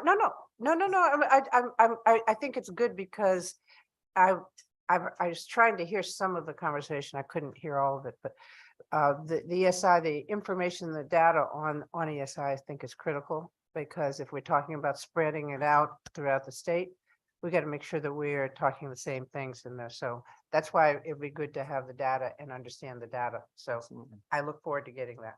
Are you finished, Senator? You want to go on? Is that what you're saying? Can I let other people and then I'll bring it right back to you? Okay. Senator Austin. I have a completely different question. And I hope none of you are without power, because I am. But I'm here, so it's at least a little bit warmer than it will be at my house. Who I have family at right now. I have a completely different question, because I've asked this question of you before. Relative to the pay scales, have we finally evened out the pay scales for those people that were left out for a number of years? Want to make sure that, because we felt it was okay, and not, no disrespect to judges, we gave them pay raises last year and the year before, and this year we're giving them Senator, 4 and 5. We're doing better, but we have a ways to go. One thing that we've noticed recently, and when I say recently, in the last 12 months, we just finished a negotiation with our unions, with our prosecutors union. Yep. And it's already the pace of inflation and salaries has passed us by. So we're in informal conversations right now with them to try to figure out a path forward. But we did do some analysis of some data, if you would like to hear about it. Yep. So as we sit here today, a starting prosecutor salaries at 76,000, a little over 76,000 a year. That's for your first year entry level prosecutor. And just a couple of comparables. If you're an entry level attorney at the Attorney General's office, you would start at 86. So that just is the easiest way to kind of show you the stark contrast. You know, and they're equivalent, you know, these are government employees, they're very equivalent type positions. So, you know, our goal is to try to figure out the best way to get us sort of on par with other similarly situated groups of lawyers in the state, so that we're not constantly playing catch up with our vacancies, losing people. We've lost several in the last year or two. They were hired laterally over to places like the Attorney General's office, and we think they're great. We work with them a lot on things, but you know, we're competing for the same pool of talent. If I might just add to that. Yep. Very briefly. You know, so one thing that's come, you know, into stark contrast with the Criminal Justice Commission meetings and hiring or attempting to hire is exactly that we are competing against private law firms, which we'll never be able to really compete with. But we are losing folks to other state agencies. And recently we've sent delegations, a delegation down to Washington, D.C. at the National District Attorneys Association. They had a hiring fair. It was interesting because we had an opportunity to interact with DAs and prosecutors from around the country, and across the board, this is an issue in all 50 states. And you also had a group of people that were not in a collective bargaining environment, that were not getting pay raises. Have we kept pace with that group of people? Yes, we have. We did correct that. And that is corrected now. So there are people that you have a collective bargaining agreement that's happening. That group of people, is that group of people going to push up against a compression issue if we don't continue to give them pay raises? That I was thinking of a different group, but that will be an issue. It has been an issue. It's going to continue. What you're referring to, Senator, is the state's attorneys, the 13 constitutional officers that are appointed by the commission. That's the group that is not in any type of a union environment. They're constitutional officers. So that group, we still have ongoing conversations with OPM about that. So that sort of remains to be seen. They are the forgotten group because they're not part of a larger, you know, contract. But they are the folks that are constitutionally responsible for making some of the biggest decisions and for making sure that each of their offices are run properly and fairly. So we've seen a slowdown in the number of applicants. That most recently we had 1 or 2 applicants for that vacancy. We had a couple of retirements recently.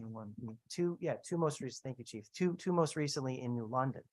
Only 2 applicants. And in the past, I can just give you, you know, anecdotally, we would get 15 applicants for a position like that. So it is a concern because that's the leadership group. They're the ones that are going to lead us through a new case management system or whatever the issue may be.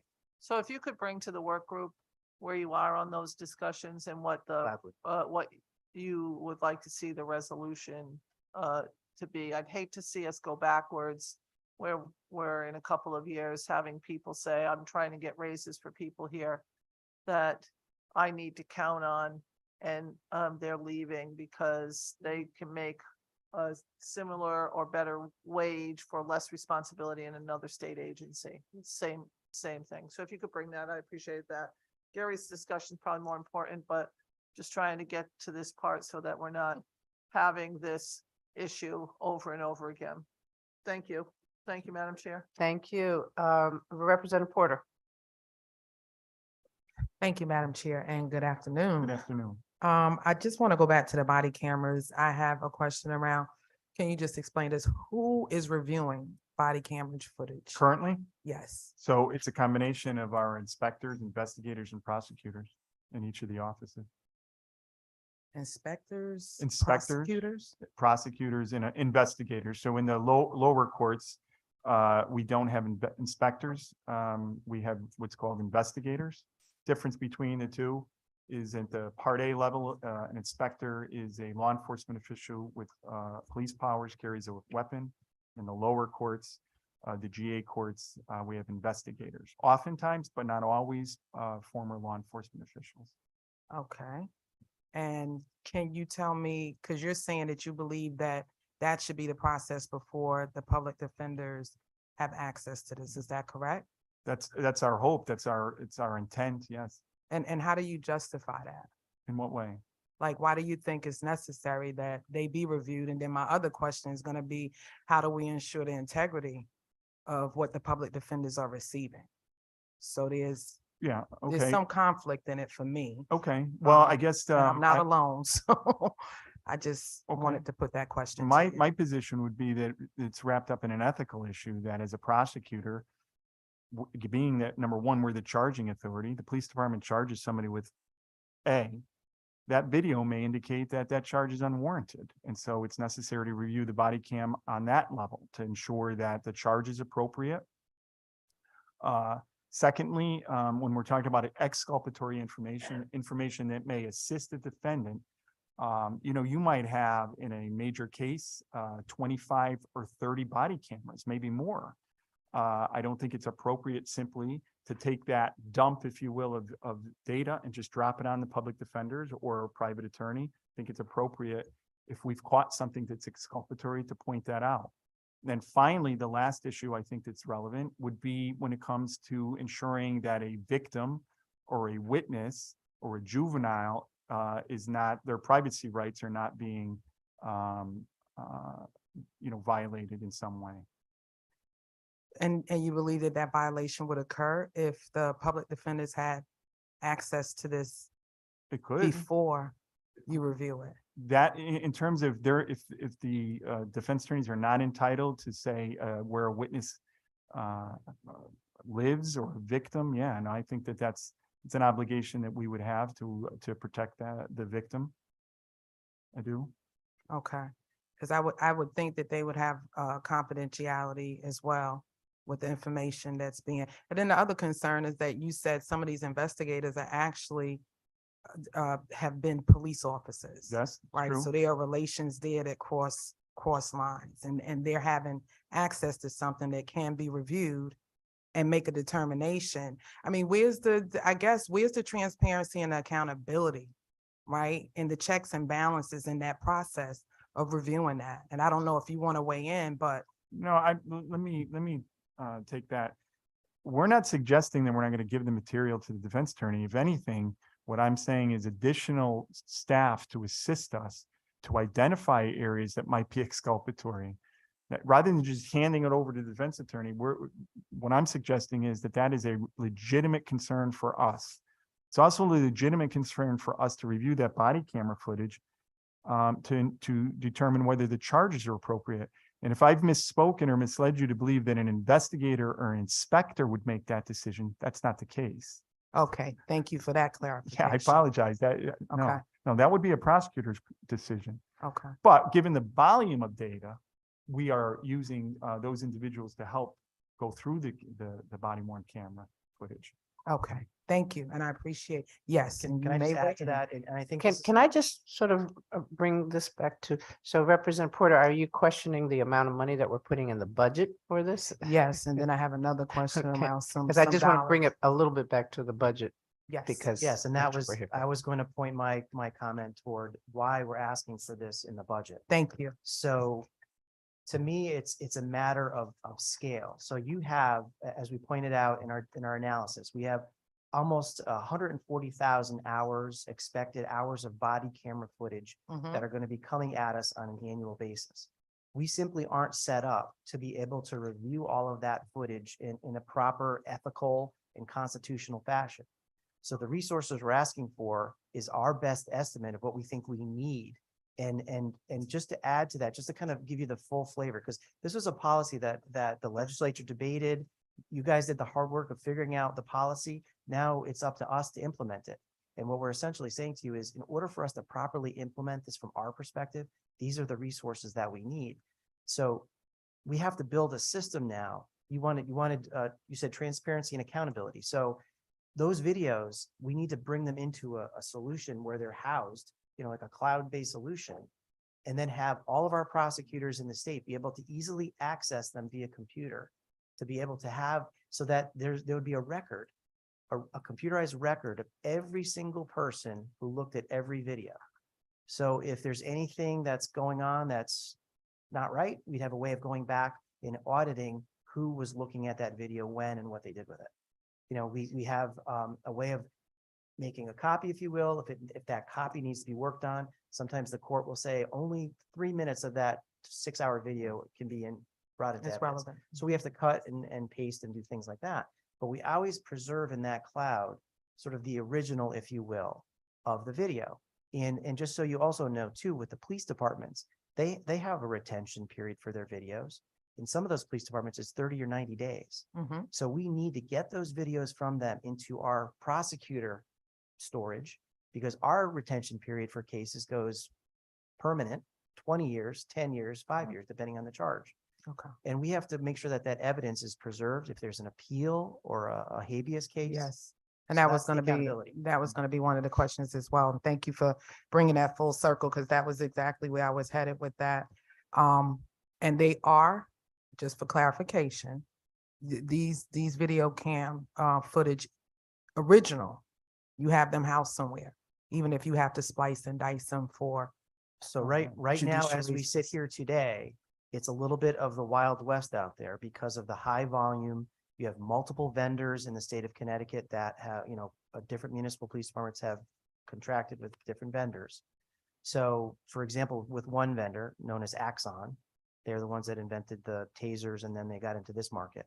They're pretty well established, and they've worked well with us, and we have clouds storage around the state.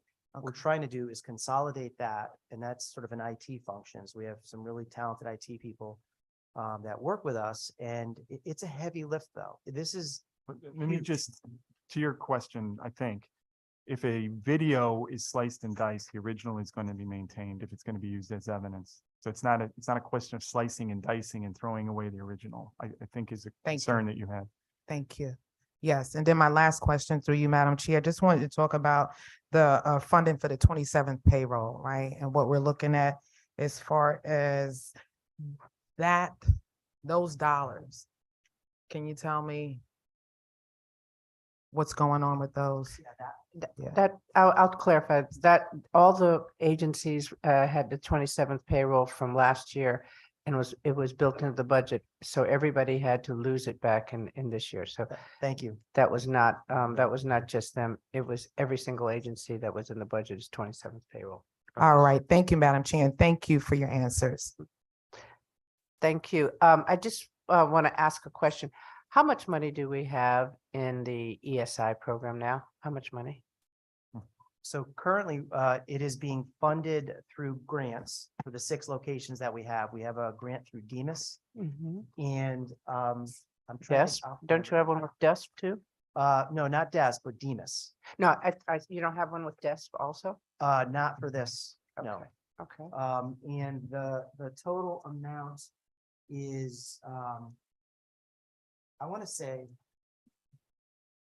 so I don't have that figure off the top of my head, but it's to fund 6 locations, and I think roughly each location is about 52,000. So math in my head, it's Okay. probably in the neighborhood of what, 300,000. So the 367,000 that the governor had put into his recommended budget would allow us to expand to the rest of the state.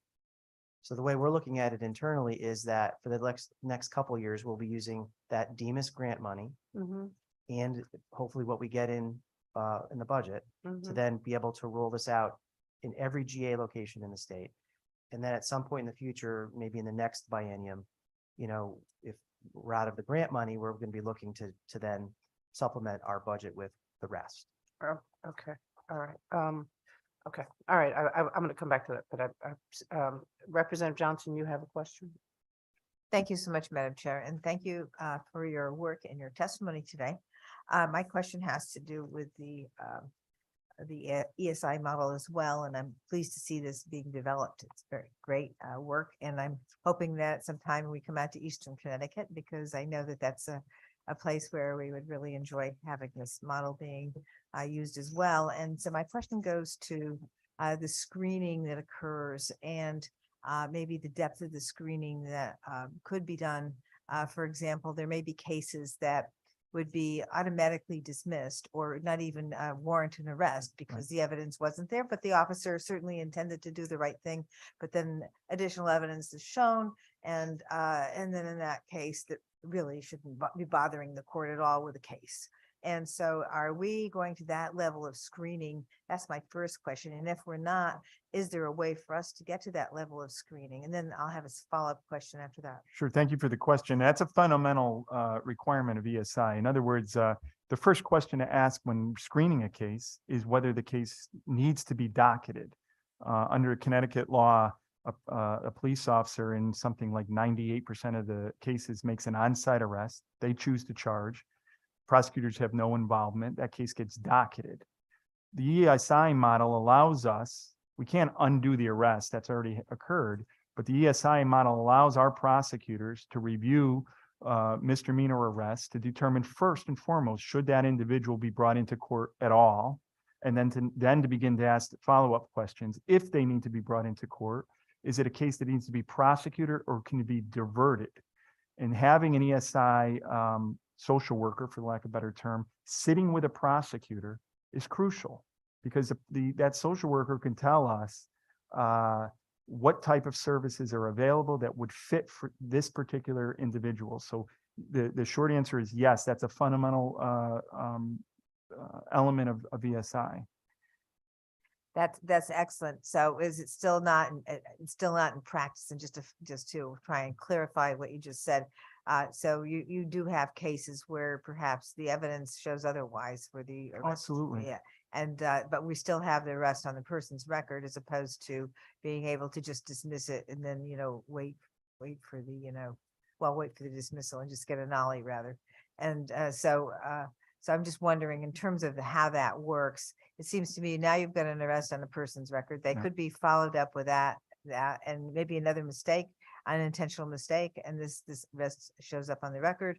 And so the process to me seems to me like if they never should have been arrested in the first place. Isn't there a way to just get rid of the arrest without having to go through the dismissal and then without having to go through the nollie and dismissal 13 months later? Yeah, I mean, so let me address that question. This is a very complex question. When I was state's attorney in New Haven, we tried a program called LEAD, which stands for Law Enforcement Assisted Diversionary Program. The theory behind LEAD would be that you would have specially trained police officers, and they would be working with service providers. At that time, it was Cornell Scott. And say you stopped a motor vehicle and an individual had a small amount of drugs on that person. The idea would be not to make an arrest and to hand that individual off, if that individual agreed to a service provider. But I'm sad to say that in our efforts in LEAD, individuals have to want to get help. And oftentimes at 2:30 or 3 o'clock in the morning, person's not mentally prepared to do that. And so we really did not have much success with LEAD. We were unable to get many clients. You're correct that this is an imperfect system, right? So that an individual is getting arrested. But that is happening whether you give us ESI or not. It's happening. And what I'm suggesting to this body is with an ESI model in each of the locations, knowing the numbers that I'm telling you, which is 70% are misdemeanors, you are giving a prosecutor the opportunity to review those cases before the person comes to court. That's the best we can do under the current system. And in many instances, it does result in a nollie, and that person doesn't have to come to court, although they have a right to come to court, because when we enter a nollie under Connecticut law, a person has a right to be there because they can. So it's not perfect. It's not perfect, but I do think it's a step forward. And I think that it's really trying to get to the root causes of what brings an individual to court, as opposed to sort of an assembly line. Can I just add, because I think this is an important point that you raise. So in the control site that we use to do our analysis, the average misdemeanor case took 4 court appearances to be resolved. With the ESI case, the average was less than 1. All right. So, and getting to that result in disrupting the lives of, all the court time we talk about, but the lives of the defendants who have to come back multiple times for really seemingly no reason at all. and all of the impacts, collateral impacts that we're saving. So I think that's one thing. And then once they get diverted, working with that social worker and they get into some local community-based type of assistance and they come back and that gets reported and then the nollie or dismissal enters, there are some legal consequences, benefits to them because they get that erasure of their record. So that puts them in a position of, legally speaking, of being able to represent that they've never been arrested. So that erasure event, it kind of ties into what the legislature has done with clean slate. It's the same effective result. Yes, I'd like to just follow up a little bit. And what recommendations would you make to us to be able to just, if the person's found to, the evidence doesn't show that there was any chance that they should have been arrested in the first place, it's just that the officer at the time thought that this was the right thing to do. What language in the statute would you recommend for us to be able to fix the computer system? So when the ESI is done, there would no longer be an arrest showing, and they would not have to say they go later on to a job that requires, have you ever been arrested? That we would not have to have that on their record. So just looking at the statute, just wondering what we could do. And you can bring it to because I'll be shut off pretty soon. And so I just am hoping that we can take a look at that procedure. And there are other things that might be able to address with that, that will follow up on the unfortunate situation that happened in New Haven with the program that you had there, that I think is an ideal program, works nicely with this ESI. And I think that over time, we might be able to develop more systems that would give these people the option of saying arrest, not arrest. But thank you so much, Madam Chair. Thank you. Are there any other questions?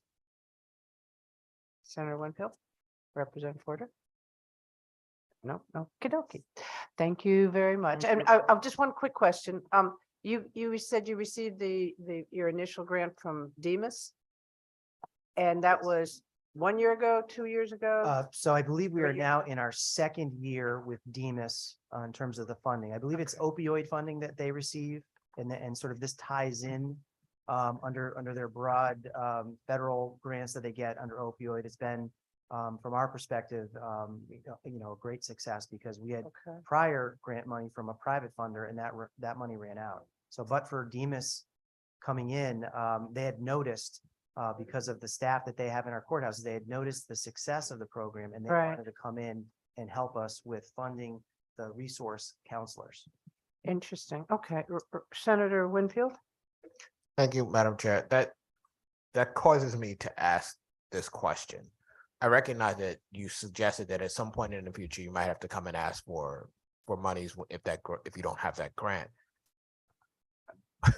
The interesting thing about doing it that way is that you would have expanded to the 13, right? We would have already made the decision to expand to the 13. And so the ask would be an ask that has to be complied with at that point, right? So why not just ask for it now?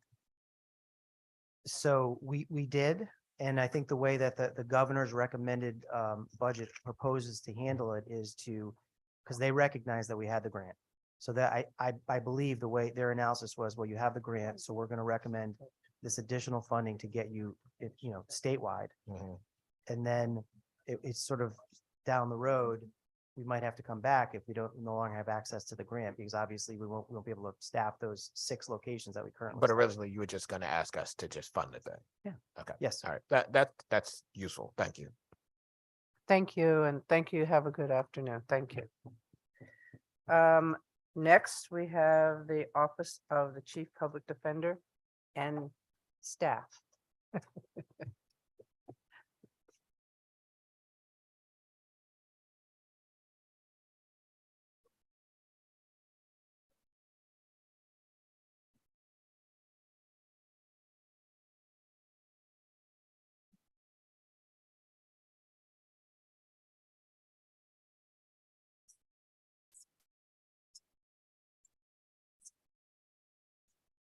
Now that was smart. You brought your water. Good afternoon, ma'am. Good Attorney. afternoon. How are you? I'm well, thank you. You have brief intro? Rep Walker, yes, I have a brief introduction and I Okay. do have our Director of Assigned Counsel here who's going to just add a few quick things as well too. Oh, I'm Be closer to sorry. the mic so that we can. Can you hear me? Yeah, now I Okay. can. Okay, say it again. Sorry about that. Yes, okay. I do have brief remarks, and I have to my right, my Director of Assigned Counsel, Alex Wamsley, and she will just provide a few more brief things once I've finished. I also want to introduce who I have with me here today. Okay. Okay, so again, my Director of Assigned Counsel is Alex Wamsley. We have our Legal Counsel, Deborah Sullivan. We have our Director of Training, Andrew O'Shea. We have our Director of Delinquency Defense and Child Protection, Susan Hamilton. We also have our Director of Finance, Stephen Hunt. That's everything. We know most of your team for a long time. Yes, yes. No, it is a wonderful team. I also have an attorney here, Attorney Daigle, as well as a fiscal officer, Mrs. Baez. So again, my name is Tishon Bowden Lewis, and I am the newly appointed Chief Public Defender for the state of Connecticut, and I'm very happy to be in this position. So I happen to work with and lead a wonderful division, and we have approximately 413 employees within our division, but we also have assigned council members as well too, who are part of our team. We do represent those who are indigent, those who are underserved, those who are disenfranchised, and those who are stricken by poverty, which are mostly Black and brown people here in the state of Connecticut. In the fall of 2022, we did request from OPM an 80% increase in the rates that are currently being given to our assigned counsel. We also requested approximately $60,000 to be given for an in-house residential training program for our attorneys as well too.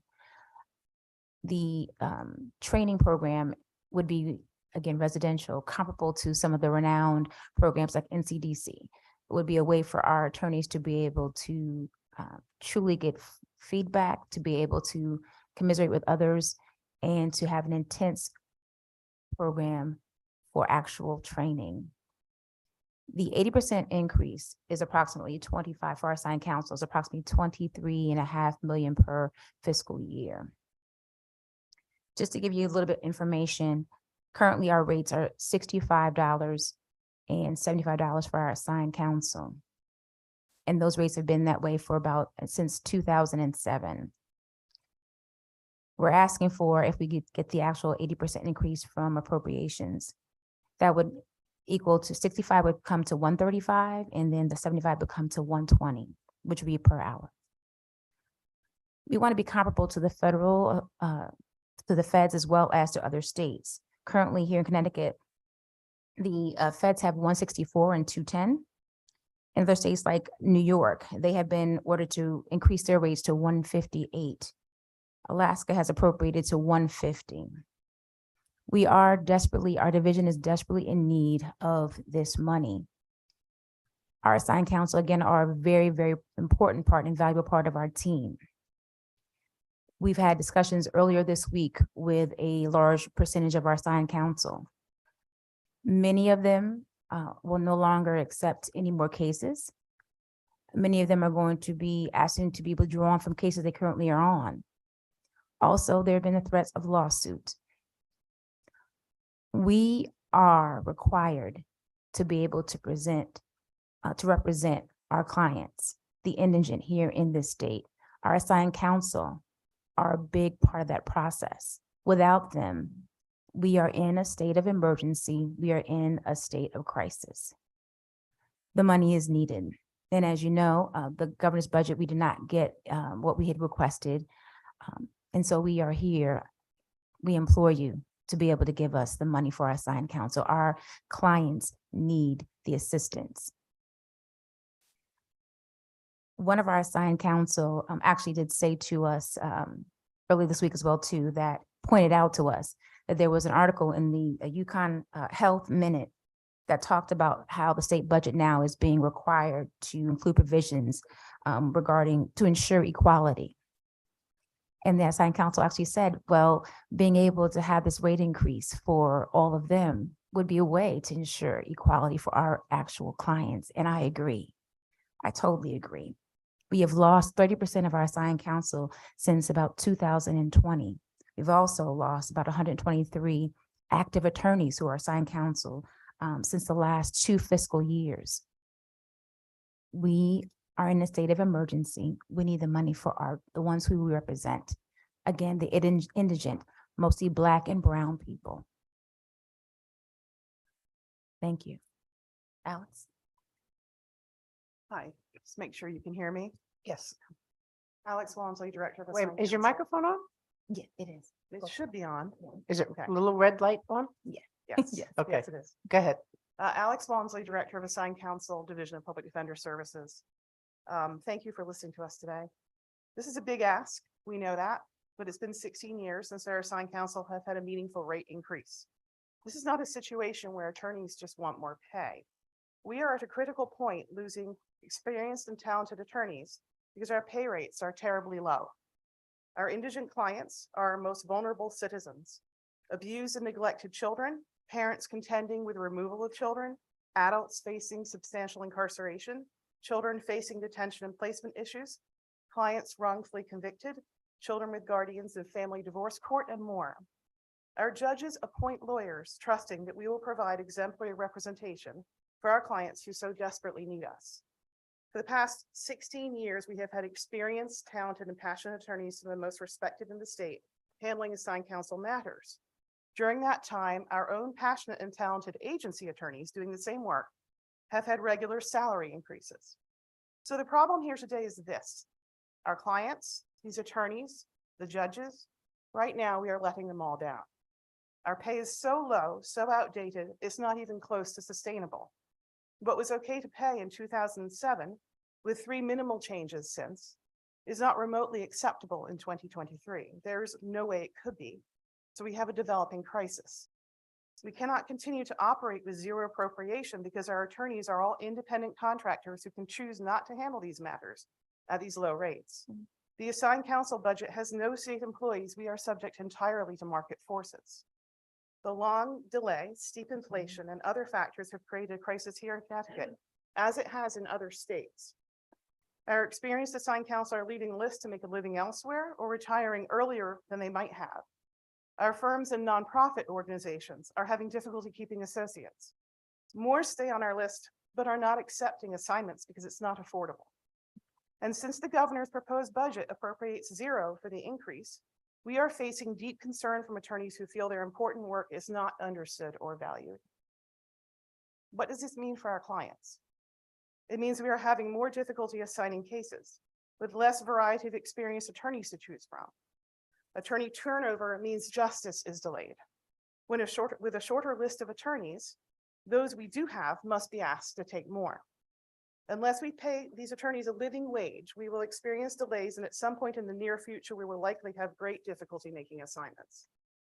As you have heard, our assigned counsel currently paid at $65 to $75 an hour, and we're asking for $120 and $135 an hour, and the equivalent for our flat rate cases. This is a reasonable ask. The Connecticut federal assigned counsel rates, as you've heard, are $164 and $210. Judicial pays $200 an hour for foreclosure auctions. New Hampshire last year went up to $90 an hour and $125. Maine is likely going to $150 an hour because in January, this just past month, their governor appropriated an additional $17 million for that purpose with bipartisan legislative support. New York just increased from $90 to $158 through litigation in court. Private pay for criminal and family matters in Connecticut averages over $300 an hour. So looking at what has happened in other states, we also face potential litigation. Consider the hourly rate also for lawyers we hire for our wills and other legal necessities. When compared with the stakes our indigent clients are facing in court, the contrast in pay is stark. Our clients need attorneys who can stay with their cases. They need cases heard in a timely manner. We need a panel of attorneys we can choose from who the issues in their cases can be addressed or who can manage their vision for their cases. We cannot give them their best shot if we cannot pay a decent wage to their attorneys. Prosecutors and attorney generals don't want defense counsel who are overburdened or lack experience. They don't want convictions overturned or cases delayed yet again for new counsel, or delays in children going home or finding permanency in placement. Judges want to rely on attorneys standing by their clients and effectively representing the person in front of them. Everyone wants the justice system to work. I am sure the members of this committee care very much about our justice system. So please take a good hard look at the bad circumstances we are facing right now. Thank you. Took the air out of the room. Thank you for your testimony. All right, I'm going to start with Representative Senator Austin, then Senator Winfield, then Representative Rosario. Senator Austin. And then another one and another one and another one, so. So you said you have 413 people. How many open positions do you have in your agency? There's 38. Say it again. 38. 38. Yes. And where are they in the process of being hired? We are actively recruiting right now. We actually have for next month, there are maybe at least 5 attorney positions that we're going to be filling with either fellowship attorneys who are interns, who are who are law students, who are 3Ls, who will be taking the bar within a few months in May, who will hopefully join us full time, as well as a few permanent attorneys as well too. But we have several administrative people who are going to be actually hiring as well. So we're actively recruiting and getting those positions filled. We are. So do you think do you think the positions will be filled within the next 2 months? Not all 38, no, definitely not. About how many? You think? Within the next 2 months, I would say about between 7 or 8, yes. 7 or 8? Mhm. Okay, thank you. Thank And you. I know other people are going to ask you questions on the assigned counsel issue. Expert witnesses, that went up last year. Has that been sufficient to allow you to get expert witnesses in cases where that is so needed? That's actually a separate budget from my budget, but I can answer that, which is because I recently was involved in some of the work with that. The answer is no. We're having great difficulty hiring investigators and other expert witnesses because you just cannot pay a competitive rate. So so the impact of not hiring an expert witnesses in a case may mean that the person that is being charged with a particular crime may not have the material necessary to represent them in court. That's correct. Thank you. Thank you very much, Madam Chair. Thank you. Senator Winfield. Thank you, Madam Chair. And I don't actually have a question, but I felt like I needed to say this because I've sat on this committee and seen the recommendations that a governor, not particularly this governor, but a governor will make that don't make a lot of sense to me. And I've watched people who come to represent an agency and tell us we'll figure it out, whatever the case may be. I want to thank you for what you did today, because here is a point at which the saying about the document in front of us, so reflecting our values, comes into play. There's an old saying about justice delayed, but the truth is justice delayed is not justice. Correct. That's the real truth. It's not just denied, it's not justice. And what you are doing is making sure that we know that when we make the decisions we make, if we make the decision to reflect this budget, we are denying some people justice. That's important. So I wanted to be on the record to thank you for doing that, because that is not what is always done here. And I think that the people who you have a responsibility to help are better off for you coming before us and saying what you said today. Thank you. Thank you, Senator. Thank you. Representative Rosario. Thank you, Madam Chair. Good afternoon. And I was just doing some quick research on some, I guess, average salaries for public defenders across the country. And again, correct me if I'm wrong on this. And it looks like Connecticut's averaging number 19 with 63,000. Massachusetts is at 69,000. New York is at 71,000, New Jersey is at 74K, and California is $103,000. And I think what's important here is it sounds like, and there's no slight on the attorneys that we do have. Sounds like our indigent are going to court. They're going to battle not with a sword and a shield, but with a white flag. That's what it sounds like to me. So I definitely let's continue this conversation. Thank you, Madam Chair. Thank you. Thank you, Representative. Thank you. Representative Gonzalez.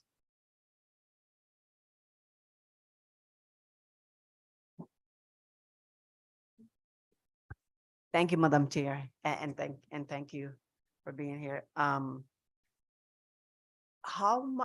is the flat pay for when you pay for a guardian ad litem? For an attorney as a guardian ad litem? There's a child custody case. It's $500. $500, and that's for what? That's for the case. There For is, a case. there for is a case. very, very limited hourly billing allowed. So that we do that in order to control our costs, but essentially it's $500. $500. Yes. Now, my other question is, if we have a couple that is in a child custody case, and they go to court,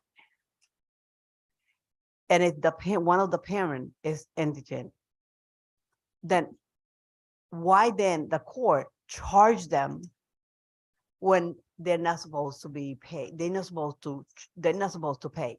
Why then the court make them pay if they are indigent? That's a- Oh, go ahead. No, no, go ahead. That's The contracts are for payment are administered through our agency, so that the short answer is that shouldn't happen. As I don't know anecdotally of what you're referring to. However, just to explain, the court actually chooses the guardian ad litem from a list that we have approved. The attorneys have to have a contract with our agency, and they are paid through our agency. So once there's a finding of indigency and we've taken over assigning that matter or paying that matter, I don't believe payments should be going to judicial. So if I'm a parent and I go to court and I'm indigent, and let's say that I don't know the system, I don't know, all the information. Let's say that the judge decide that me being indigent, I have to pay. So can I go then to your office and say, can you guys help me, or it is no communication with your office and the court? Well, I will address that. Well, Representative, if there's a person who is indigent, they're going to receive our services. But for some reason, if there is some sort of issue with how much the person is making income and the person has to come to court on multiple occasions, if the judge does order for us to be in the case, we will take the case so that the person will get representation. But typically, if there is an issue with indigency and if the person does not, is eligible for our services, he, she, or they will receive our services. Okay. But my question is, I know that it's a flat fee. I think that the state paid when a person is not indigent, they pay the guardians ad litem from $39,000 to $50,000. I think they pay like $75 to $100 an hour. And you're saying that you paid $500 for the whole case. Now, who picked the guardian ad litem when you're going to pay to the guardian ad litem? They said that they are representing, a young person. Who decide who is going to be the guardian ad litem? Do you guys pick, or do you guys select that person? What is the process? Unlike the other practice areas that we cover, so I want to be very clear about this, the judges decide which attorneys are the guardian ad litems in family court based on a list we provide to them. Those attorneys have a contract with our agency, and they also have signed up with Judicial to handle state rate AMC GAL family cases. So the only other instance where we see guardians being appointed where Judicial might be involved in how that attorney being paid is in criminal matters, which we are not involved in so that we don't develop conflicts all over the state. Where the court will appoint a guardian for a minor child, and then that's paid through judicial, and it's the attorney is chosen, I believe, the clerk's office in the local court. So that's criminal. As far as divorce goes, the judges are choosing the attorneys and we're paying those contracts. Because I did have a conversation with one of the attorneys, and they're not happy because, you know, they receive a call from your office saying, can you represent this case? And they always complaining like, you know, it's no money there, you know, we agreed that it's no money there based on how much the state charge, how much the guardians ad litem paid, and the guidelines, and how much you pay. It's a big difference. So the attorneys are complaining, they're saying, why they call us, they always are calling us, and they give us a case that we have to be like, you know, 2-3 months, sometimes more than a year on a case. It doesn't, they, you know, and they always, the flat pay is $500. That's exactly why we're here, Representative, though, to increase those rates across the board for all of our assigned counsel. We need it. It's true, they need it. Our clients have to have advocates who are zealous, who are competent, and who are prepared to represent them. So we need the increase. Okay, and again, I think it's the same question, but if I'm a parent and I go to court and I'm indigent, and the judge decide that I gotta pay whatever they are asking, and I know that I'm indigent, my question is, can I go then turn to your office and say, I'm indigent and the judges and the court want me to pay? Are you gonna be able to help that person? Again, if I understand your question, if the person is indigent, the person will be able to access our services if they're eligible for our services, which would, if they're indigent, then they would be. So if that is the issue, then they will be able to get our assistance. Thank you. You're Thank you welcome. very much. Thank you very much, Representative Nuccio. She caught me off guard there. I thought there were more people. Hi, thank you for coming. I have a couple of questions. Just looking at the testimony that I got before, and you know, your page is kind of small here, so there wasn't a lot of questions on there specifically. But in regard to the clientele that you have, what do you have to meet in order to get a public defender in the state of Connecticut? What are the qualifications? There are guidelines that are in place that are put in place by our Public Defenders Commission, Service Commission.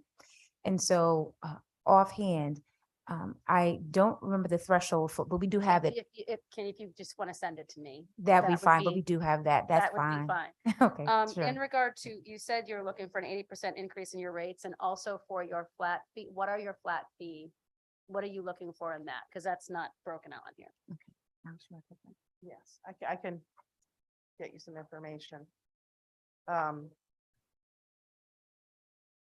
So it varies according to practice area.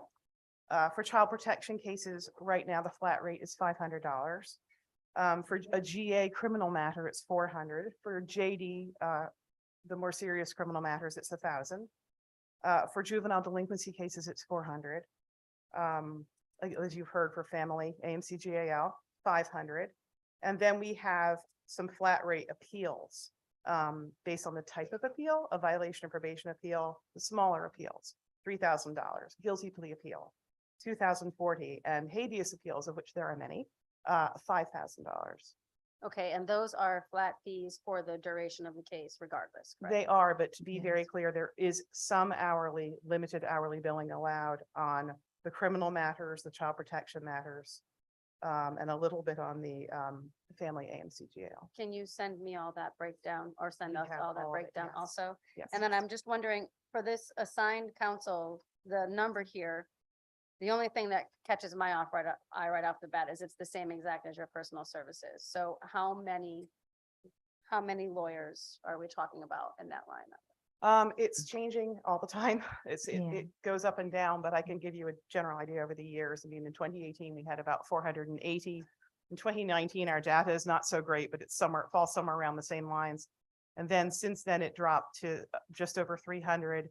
And now today, my last count, I think it was last week, 221 active attorneys. So as we've noted, I noted in my statement, some of the attorneys are on the list but not taking cases, and sometimes that goes on for quite some time. Okay. That's, I think, all that I have right now. Thank you very much.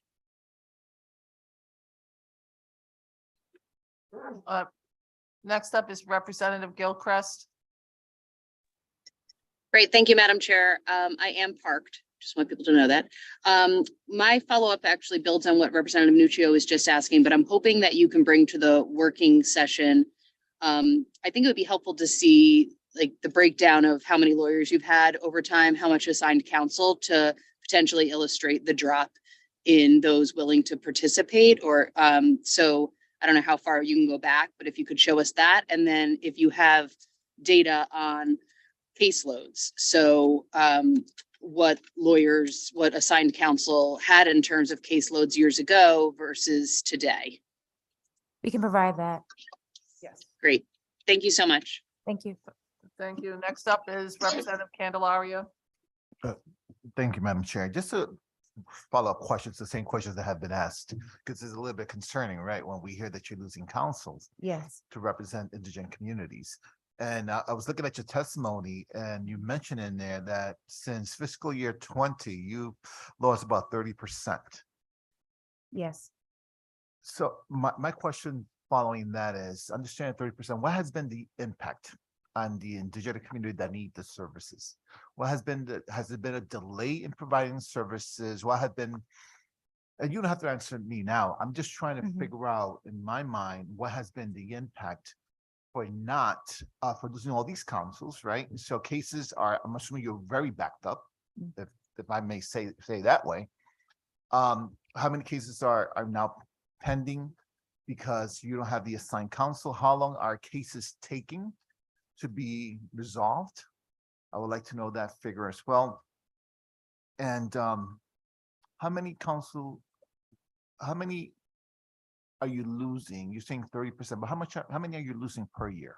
Okay. Approximately. We can provide that information, Representative, but just to say right now, there's a lack of consistency for our clients. So with that 30% that we have that have left, clients now have multiple attorneys. So 3, 4, 5 assigned counsel attorneys who come into one case.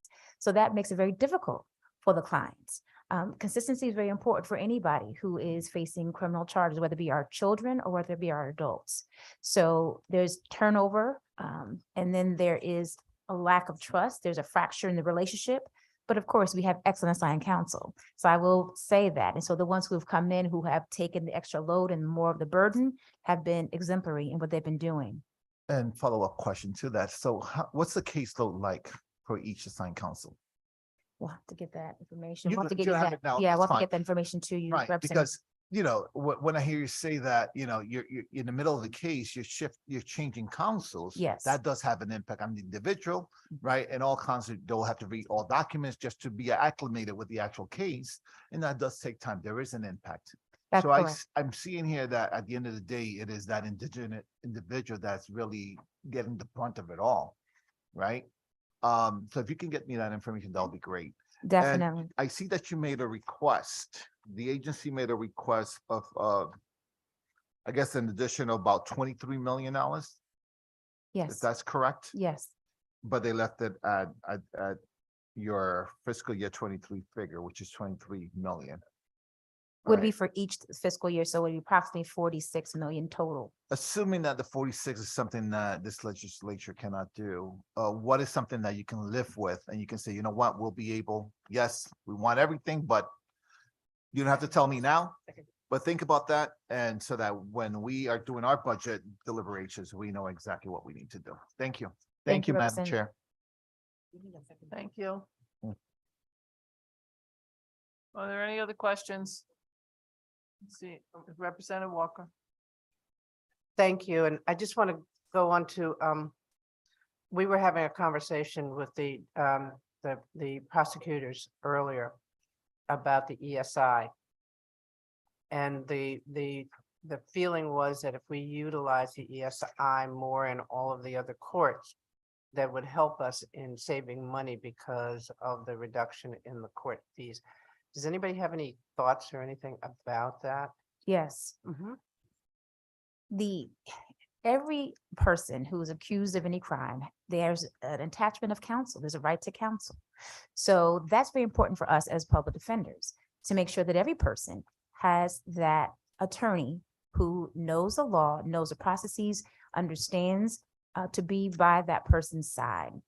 So the ESI program in and of itself, I understand what it is, I understand how it works, but we as well as public defenders are fully staffed. We have social workers, investigators, we have our clerical staff, and of course, our very competent attorneys as well too.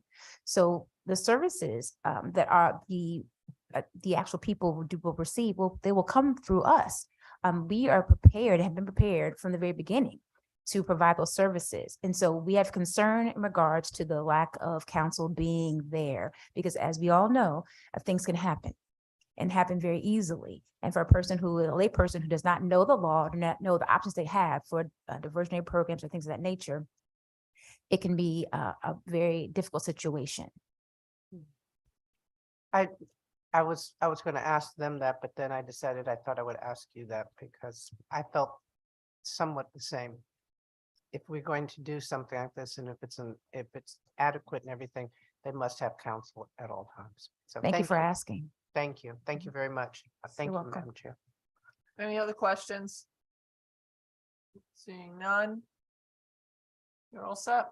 Thank you very much. We Thank you. appreciate the time. It's here. Don't come for half an hour. Don't come for half an hour. But he's right there. Give everybody 5 minutes. Yeah. Okay, we're going to take a recess for about 15-20 minutes so that everybody can do the seventh innings. Seventh inning stretch, I guess.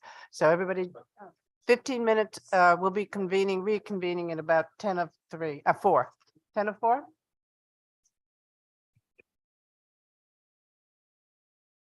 I strongly suggest that everybody get food now Yeah. because they're not gonna have any food. Yeah. Just so you know. We have no.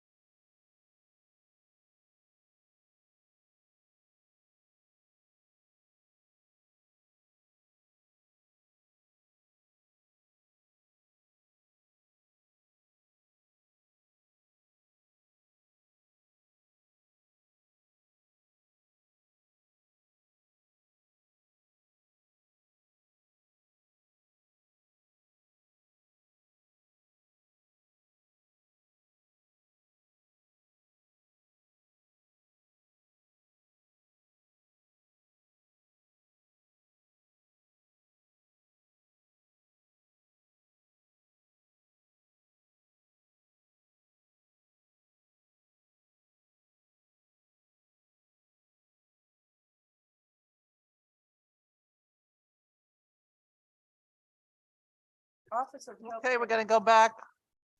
All of us are working on a few hours sleep. Commissioner, you want to come up?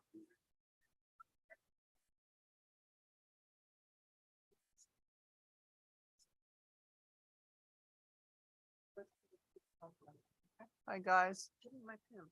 I don't have your pen. I have my pen. No, my pen. They're right there. Oh, thank you.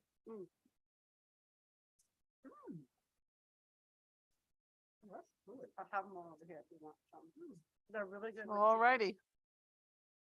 Good afternoon, Commissioner. How are you? You got to turn your little mic on right there, sir. Thanks. Good afternoon, Senator Olson. How are you? Doing great yourself? I'm good. I'm tired of losing power, but you know, so annoying. Can you tell us, so do you want to say an introduction before I go right into questions? 'Cause I've completely lost decorum at this point. Absolutely. I had an opening statement, but I'll go into introductions. Next to me is my Chief Financial Officer, Mickey Regan.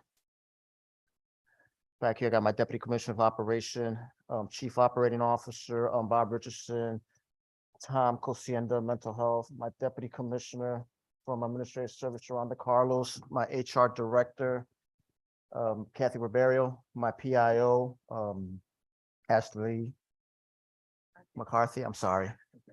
And then Dr. Kennedy. And Dave's back there. And Dave, absolutely. So, we might as well dive right into it. Yeah, you have 5,952 people in a position count. Do you know, how many people do you actually have working for you and how many open positions do you have? So currently, the two largest vacancy rate is for the correctional officers.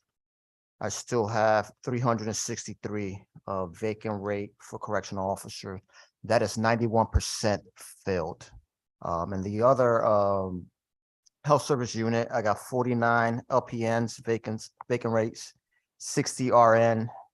And then you got some smaller groups, food service, I got 9 vacancy, maintenance, I got 18, counselor, I got 7.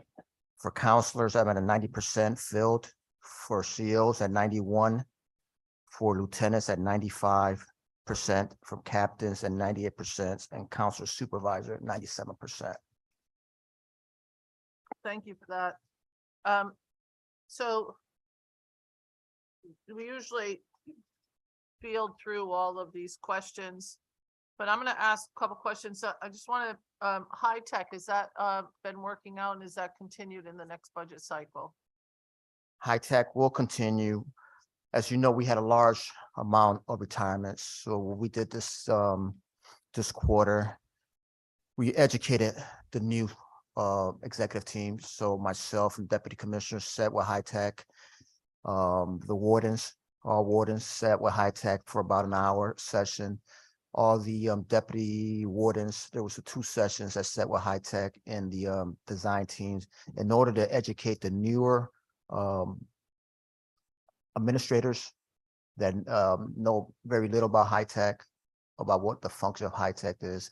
We have met with the design team, and they've been at the academy, T for T, and so it has its benefits. It has its benefits. The officers union, Local 391, is very invested in the high tech program. So I've seen some improvements, especially when it comes to the staff wellness piece. Staff what? Wellness. Thank you. And I think that just so people understand, could you just give a little bit of an overview on what high tech is?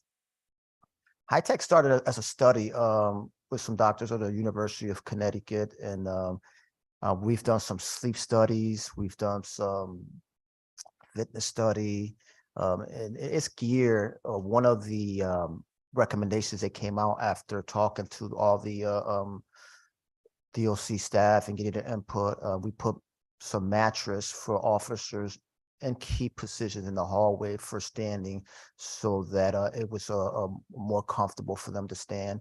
And it's basically doing the survey and trying to improve the overall staff wellness in the correctional environment. Some piece has to do too with the mental health piece. Some piece also has to do with the where employee assistance unit, and making sure that if they need help, that are asking for help, whether it's mental health or drug addiction, whatever it may be, so that we can get them the help that they need. Thank you for that. And if anybody's interested, High Tech has a couple of national reports that came out that rated them very high relative to helping out with staff, mental health staff, medical staff, physical wellness, and some other things. Thank you for that. And then you sent us a report that we required last year relative to the number of mental health and medical positions within the Department of Correction.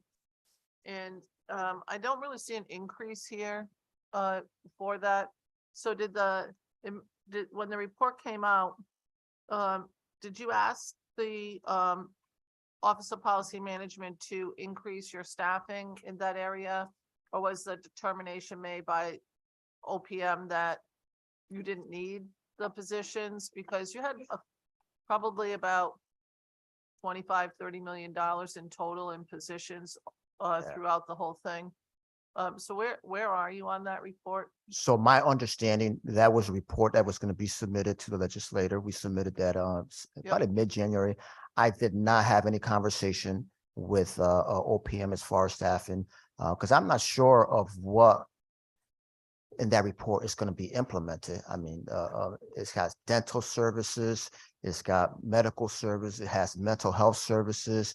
It was 308 positions that that we told the report indicates it's about, I want to say probably about $24 million in salaries.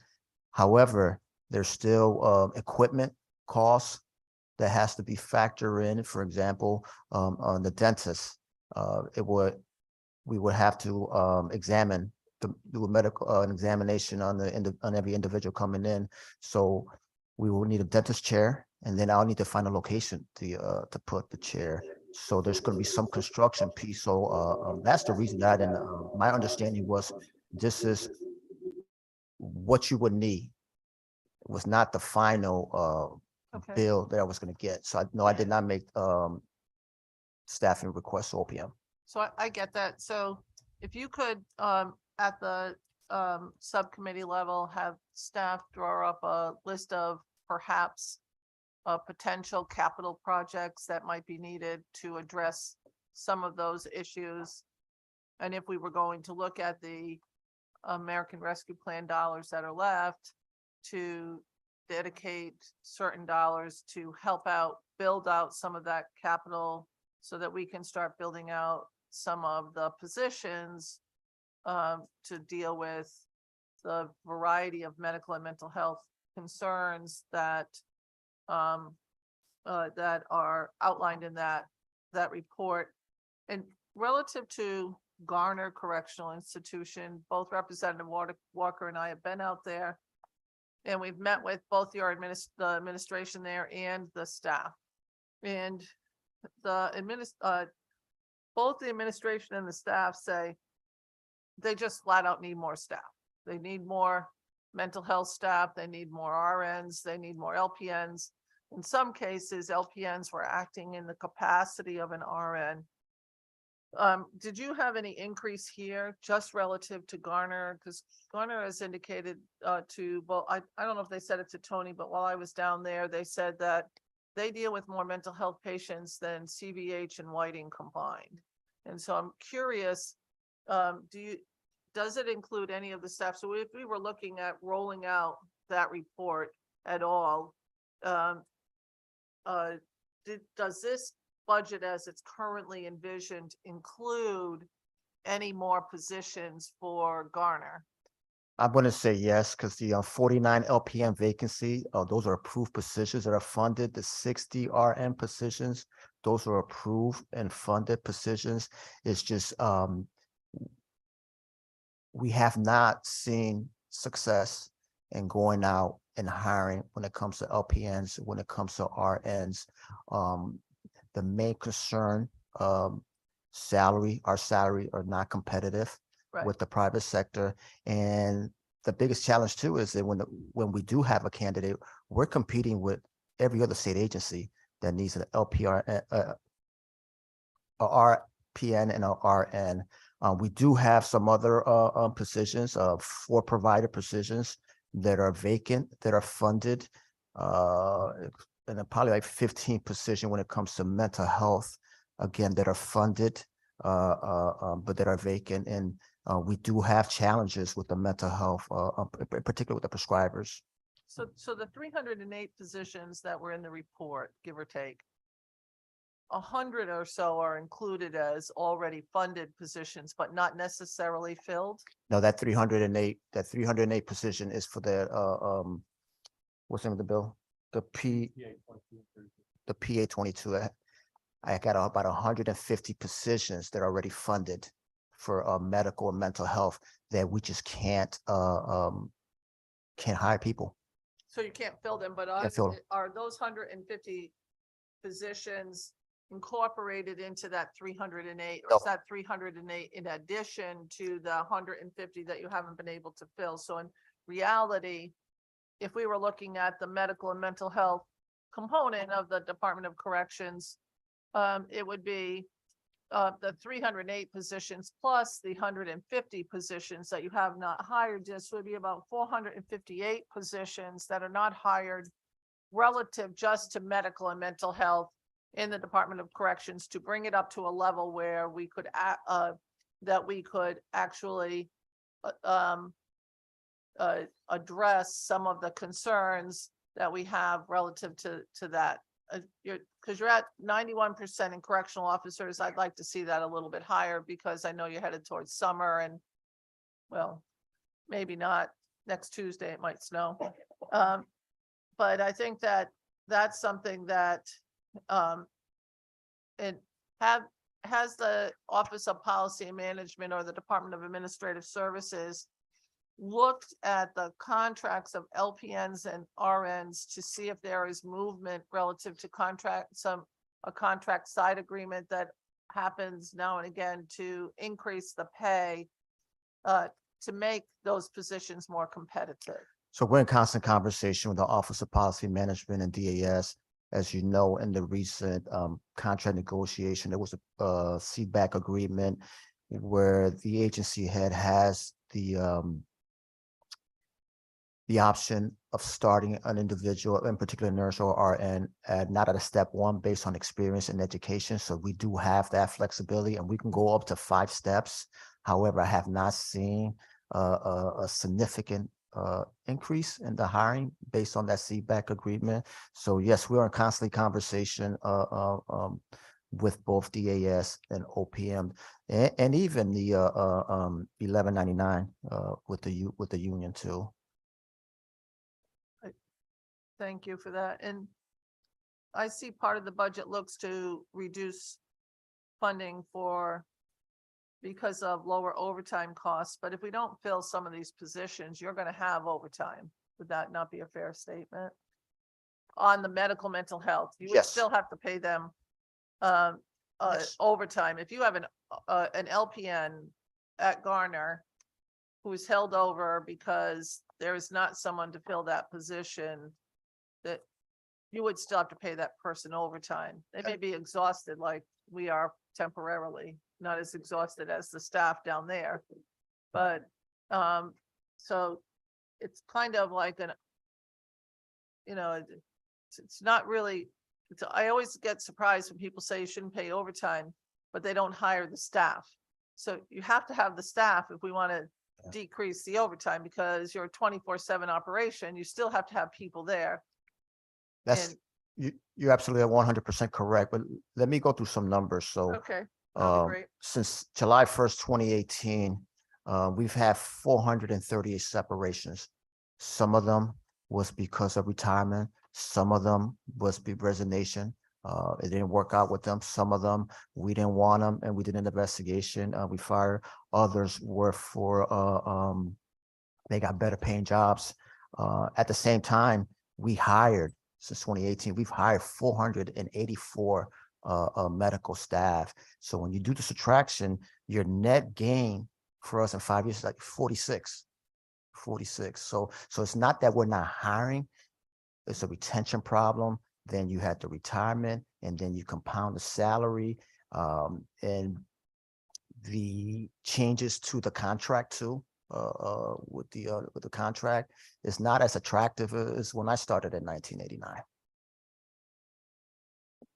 Well, I started in 1989 too, but I just didn't stick around as long as you, so. You were the smart one. I don't know. Well, so I wanna, at the, subcommittee, I wanted to go through that report on hiring to see what is it that we're going to do, relative to that medical mental health. And I also want to make sure that high tech stays in, because I'm equally as concerned about making sure the staff are maintaining a certain, the right level of mental health and physical health, because it's not a lot of fun to work 6 or 7 doubles in a row. Just not a lot of fun, right? Makes it hard. All right, so Representative Walker. Thank you. Good afternoon. I had to look up to see where I am for time. Good Good afternoon, Commissioner. Good to see you. I see you. I believe Senator Winfield has. Okay. First of all, I want to start talking about the medical first. It's been, I know it's been for at least the last 10 years where DOC's medical medical staff has had problems. I know originally you were with UConn. Correct. And then as we started to go through some of the files and everything with UConn Medical, we found out that a lot of the staff that were listed under the UConn Medical weren't necessarily on site for you. So that sort of separated the relationship. But after we started to try and fill those positions ourselves with you hiring your LPNs and everything, I think we've had an uptick in the number, and it's not you, I'm talking about DOC. But I think we've had an uptick in lawsuits because of healthcare. I think Hep C was a lawsuit, and there was one for the mother who gave birth to the baby in the cell, and At York. I believe at York, and I believe there's been a couple of more. So I guess I think that I look at is, what is it that our administration is seeing that doesn't prompt them to be more aggressive in addressing your medical health needs? And even if it means improving the salaries that you have for the people that work in there, because of the fact that if we continue having lawsuits like this, we're going to sooner or later be taken over by the feds, and sooner or later the dollars are going to continually mount up.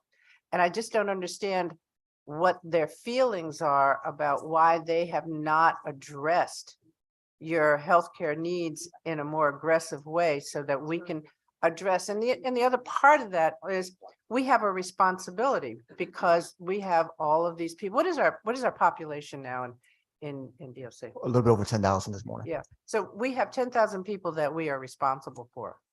And so because we have those individuals that we're responsible, we are required to provide certain things like healthcare and dental and things like that. So by not providing them adequately, we open ourselves up to more lawsuits.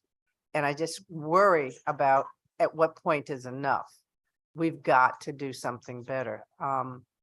So I looked at, when I went to a couple of facilities before, we used to have some sort of healthcare facilities at each location. Do all of our prisons have a healthcare facility available for the Yes. inmates? They do? Yes. And how are we manning those? Some of them are, when you take a look at Gardner, Mhm. McDougal, Corrigan, Those are 24 hours. Osborne, those are 24 hours infirmaries. The biggest one is McDougal and for level 4 and Osborne for the level 3. And then you got the Gardner for the mental health. When you move into level 3, Carl Robinson has medical 24 hours a day. When you look at Willis Cybulski, now actually just the Cybulski building now has a medical. Brooklyn does not have a 24/7. Brooklyn has just on first shift and then the on-call. So any medical emergency that happens that an individual residing in Brooklyn will be sent out to the emergency room by the on-call doctor. So the majority of the facilities do have on-site They have medical. something that it may not be 24/7, but they have something that basically addresses the surface needs, but that's pretty much it. Correct. So I guess I just, it's very frustrating to me to see how little regard we provide for the people that are in our custody with healthcare. And that to me is a negligence that is going to end up costing us much more money than what it would be if we actually provided those services. Can I respond to that? Sure. Representative Walker. So since I've been the commissioner in 2020, and we took over UConn, since 2020 to present, we've had over 28,000 medical trips, individuals under my custody to go to see a specialist in UConn. We're averaging over 10,000, close to 10,000 a year seeing specialist trips. It's not uncommon, even in the 24-hour medical units where I have doctors, that if there's a situation arises where the level of care needs to go to the emergency room, that we send them to the emergency room. And we can average the 20 or 30 a week emergency room trips to make sure that these individuals are receiving the proper care that they need. Because you're right, that's my responsibility. My responsibility is to make sure that the individuals under my custody receive the proper medical care, and that's what I'm trying to do. I'm not questioning your commitment to your job, but I am questioning the fiscal responsibility of the state. Because as we all know, I mean, even when you're out of custody, the highest and most expensive healthcare services are in the emergency room. Great. And it's not stopping or preventing, it's just band-aiding it up. And then it's going to happen again. So we're not adequately taking care of the people that are in the custody of the state of Connecticut to help them with their health care and anything else that they need while they're under our custody. So for me, I think that it is an improper way of addressing healthcare for anybody. We don't want people in our communities to go to the emergency room. We want to incentivize them to get healthcare so that we don't end up spending it at a higher rate. So that's part of the thing that really frustrates me about this whole thing. I remember when I first started, I looked at the healthcare system, and at the time that I started back in the early about 2004, 2005, we had on record about 400 or 500 medical staff that were handling DOC at the time. I think we are far under that right now. And again, I'm going to point out, I don't want to live in court and I don't want to live in emergency rooms. I want to live in a facility that has this care that's necessary so that when people leave, we want them to go into a positive existence and not an emergency existence. So going into some of the things, how's our education system going in DOC? How's everything going now? How is the educational programming going in DOC? It's going great. We, as you know, with the new Pell Grant, we're adding more community colleges to come in and teach a Pell Grant. Our staffing levels are pretty, I would say they're like 90% when it comes to the teachers, making sure that those under 21 years old the age, that we get them the 5-hour mandatory that we have to. And our vocational programs, investing some money into the vocational programs. We were fortunate to some of the staff from CJTS came to us, and now they're working at MYI. So we have an art program, a music program, that's tied in with the educational program. So, but again, there's definitely more room for improvement. I remember Commissioner Lance, when she was at DOC, I was questioned, but I realized later on that she was right. She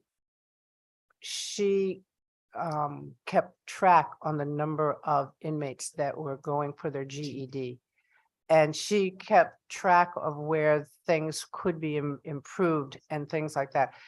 And I would like to see, what are we doing now in those areas? Have we just abandoned all the concepts that were sort of established there, that said we're going to try and make sure that everybody that is under our custody is still pursuing an education? Because again, they're going to come away from that facility and they're going to come to our communities.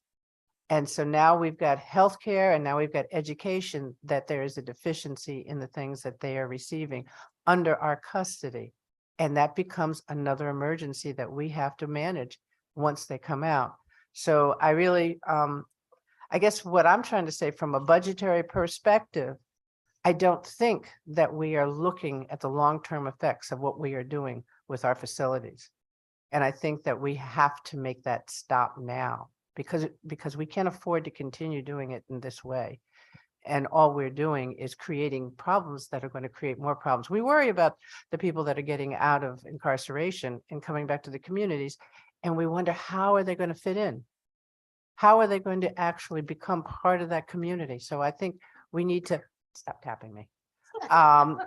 We need to, she tapped me. But it's economics. And so I know the whole point is we are in the budget, but this is part of the budget. This is a major part of the budget that we have to fix and change the direction, because we can't keep this up. It's going to continually cause those problems. The vocational village, how is that going? Vocational village is moving, as I admitted publicly to you and Senator Osteen and Senator Hartley. We started off slow, but it's full-blown speed. We've identified Carl Robinson as the main site. There will be 5 trades there. The equity piece, we moved on to York with three vocational trades up at York. McDougal with the welding has a trade.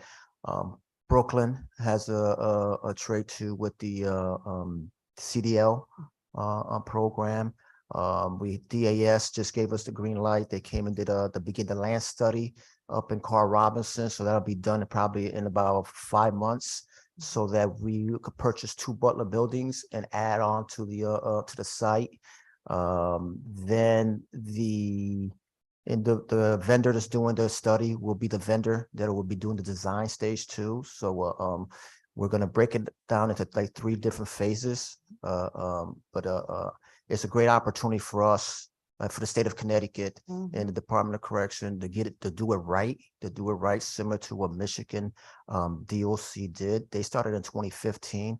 About 76% of the individuals that leave out of Michigan DOC that participate in the vocational village leave on day 1 with a job. And so my vision is to have the companies come in to these locations to teach the soft skills, to do the interviews, and hopefully we can do the same thing as far as when they leave on day 1, they have a job. So it's picked up speed. We appropriated approximately $20 million 3 years ago. Where are we in the funding on that? We are 40,000 that we spent, and recently OPM gave us a clearance and to purchase some more equipment and all the office equipment, the simulators and so forth that we need. So could we have a breakdown of where we are in the budget for the vocational village? I'd be curious. What about the True Unit and the Worth Unit? We 2 years ago gave you money for those facilities.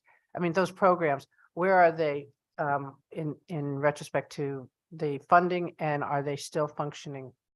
Both of them are still functioning, both the True Unit at Cheshire and the Worth Unit at York.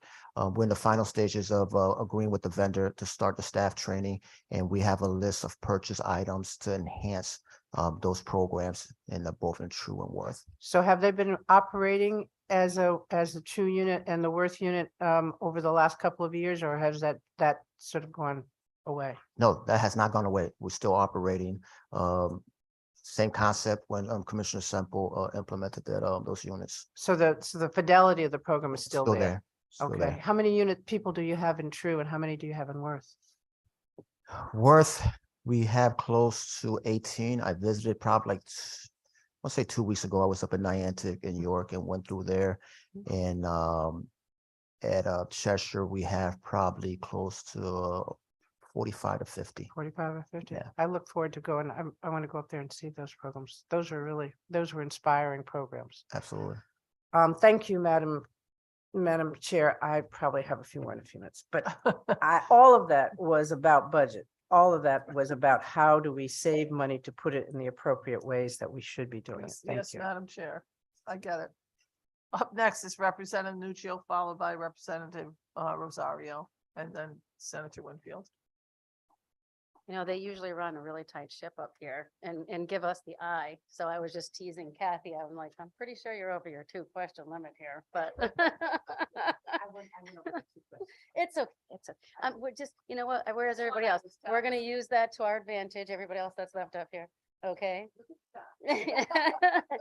So thank you guys for coming. I have a few questions I was hoping you could help me with. The first one that I'm looking at, and I asked about this to the OPM secretary, and he didn't have the information on it either. So I'm hoping that you guys can enlighten me a little bit. On the annualizing costs related to the projected deficiency in 2023, it's $11,500,000 over the each year for the next 2 years. I'm wondering if you can tell me what that is about exactly, and what is the need here. And then to kind of offset it, Senator Austin had mentioned we're lowering overtime costs. So I want to understand why we have the $11,500,000 deficiency. So we're adding to your budget, but then lowering overtime. Yes, so the $11.5 million deficiency, originally facility C was going to be a larger facility with a budget probably I'm sorry, facility C? C. The third facility we're going to close, so we're supposed to be a larger facility. Based on the count and what I was comfortable with, we went with a smaller facility, and that was the Willer building. So the difference between the 22 million that we thought we're going to save and the 6.5 million that we're going to save with closing Willer, that's where the deficiency happens. So the governor in the budget for FY 23 and 24 gave us $11.5 million plus the reduction of overtime that is close to, because it's going to be close to $3 million to cover for that deficiency. Okay, so if I'm hearing you correctly, you projected that you were going to close a larger facility. In actuality, you closed a smaller facility, which didn't net the same amount of savings. Correct. Okay. Do you know why it was different than expected? Why did you have to pick a different facility? Why did we not go with the one that we originally assumed was going to close? The count continue to go up. I have to monitor the count when it comes to the unsentenced population, and then the vocational village went right into the facility that I thought I was going to close. That was the Carl Robinson. Okay. So is our count stable? Is it increasing, decreasing? What does the inmate count look like now? The inmate count this morning is 10,095. We're going to start entering the peak once the springtime gets here, where our count will increase, in particular the unsentenced population, anywhere from 700 to 1,000 more offenders. So I will not be surprised that by August, September, the agency count is about close to 11,000. Okay. So in regard to the overtime, then we're lowering overtime. Are you doing that as a mitigation plan then to kind of offset the deficiency, or because Senator Austin brought up a really good point with the amount of vacancies that you have. I know you guys operate similar to like the state police. You have to have 24-hour coverage. You have to have enough people on. So are we going to see savings in overtime, or are we just kind of plugging that? And is that because like, do you have, like, you had a pretty large carry forward. Do you guys expect that same level of carry forward going forward? I expect to see some savings when it comes to the correctional officers overtime. We've had put since 2021 to in 2022, 11 academy classes. So we have increased the number of correctional officers to 91%. In my career, I've seen the highest I've seen is 87%. So, but there will always be overtime. Right. Okay, so you've had academy classes that are graduating, which are helping with the employment. Correct. Okay, so then that's actually a true savings and not just an offset. It is going to be true saving. Yeah. Okay, and then my last question is in regards to the increased telephone and messaging volume. Can you talk a little bit about that there? That I think that was an unexpected expense, or is that, what are we looking at in total for that? So in the budget, the governor's proposed budget, there's 15 correctional staff that are proposed to DOC. They will be assigned to the security division. Each facility will receive one correctional officer to monitor the calls. So our calls increase went from, and I got the numbers right here. We've seen since phone calls have become free, we've seen a 217% increase. So FY 22, we saw 163 million minutes of calls. That is 13 million calls, total calls for FY 22. FY 21 total calls was 4 million. Total minutes. I'm sorry, the 163 million was how many million calls? That was an FY 22, 163 million in minutes of calls. Yeah. And so total calls were over 13 million, and FY 21, the total calls was over 4 million. So we've seen a significant increase in these calls. These calls are, as you know, they are recorded.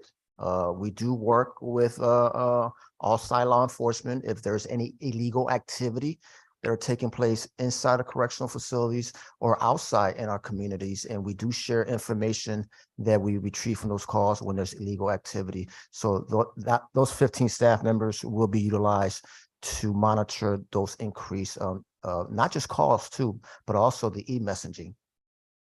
E-messaging, that's part of the program, is there's messaging also? Correct. Okay, if you could bring those numbers to the working group, and I'd like to understand what the total cost to the state is for the free phone calls in general, like if this is almost $900,000 of increase, I'd like to understand the cost of it in total. Okay. And, oh, the only other question that I had is the inmate medical services. Is this for the staff or is this for, because it's about 25% of your personnel services. So what's the $131 million? And I'm just looking at full year 25 as an example, for medical services. What page? It's on the front of the. It's on the front of the book, and it's inmate medical services in FY 22 was 108 million. FY 23, 122 million, and it went up in FY 24 and FY 25. 129 million and 132 million. Just breaks out your inmate medical services. That's all, Commissioner. I'm going to let my chief operating financial officer speak on that. So what you're asking is the line item for inmate medical services has increased over the past several years.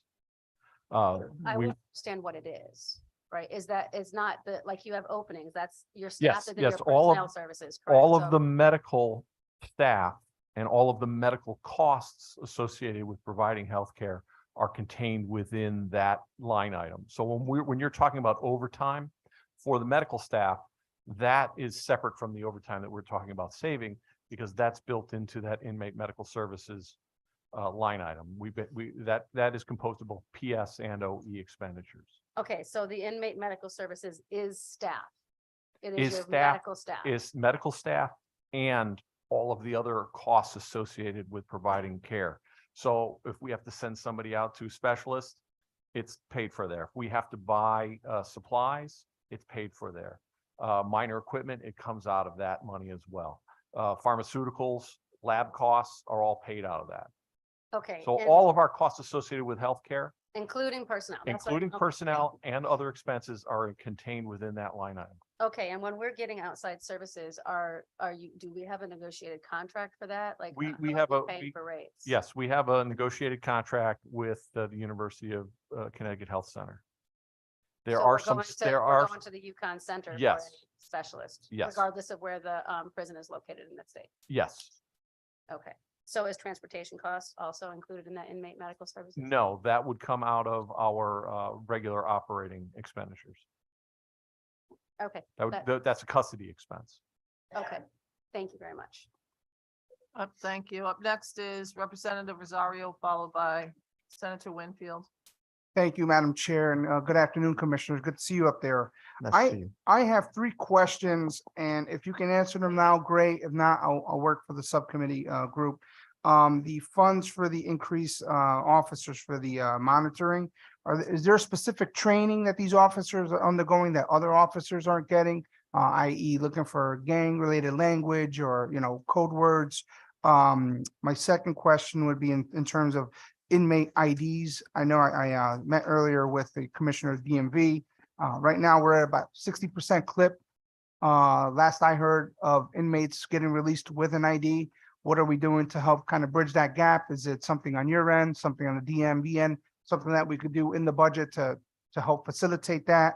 That's number 2. And the 3, the closing of any facility. Those dollars, are they built into the bottom line of the budget, or are they free to be reinvested into justice reinvestment programs? So we'll start with the first one with the 15 correctional officers. There is specialized training on evidence gathering, on the gang intelligence, working with the outside law enforcement. You try to handpick those individuals, make sure that they're dependable, that they're trustworthy. Many times those individuals are the ones that are going to be testifying in court too. So you try to handpick those individuals and making sure that they get the proper training. The second question, as far as the identifications, so 80%, this is for FY22, 80% of the individuals that discharged from DOC left with one form of ID in 2022, a birth certificate, a social security card, or driver's license, or non-driver's identification from DMV. The challenge that comes when with the unsentenced population, when they're discharged from court. So what I've tasked my team is to make sure we start working collaboration with CSSD, Judge Carroll, to see what we can do with those individuals if they know that they're going to be released from court, so that they go to court with their IDs. So for the census population 2022, this is what we did. 4,898 IDs were issued. 1,548 birth certificates, 1,986 social security cards, 258 license, and 1,097 non-driver ID. Again, but this is an area that it's a focus, and there's still room for improve that 20% to see how we can bridge that gap with that population that's going to court. So when the inmate is released, they have some form of ID, whether they have their birth certificate, but they also have their inmate card, right? Would it make sense to just have them go to a local DMV and just drop that off and say, I am who I am. I was in your custody. Can I exchange it for a regular identification card? So we have a MOU with DMV, and DMV comes to inside our correctional facility once a month. We do anywhere from 35 to 40 individuals to get them their ID. So we get them their ID while they're incarcerated, versus giving them a piece of paper saying, go up to the DMV and try to get your ID. So the goal here is to get their IDs before they leave.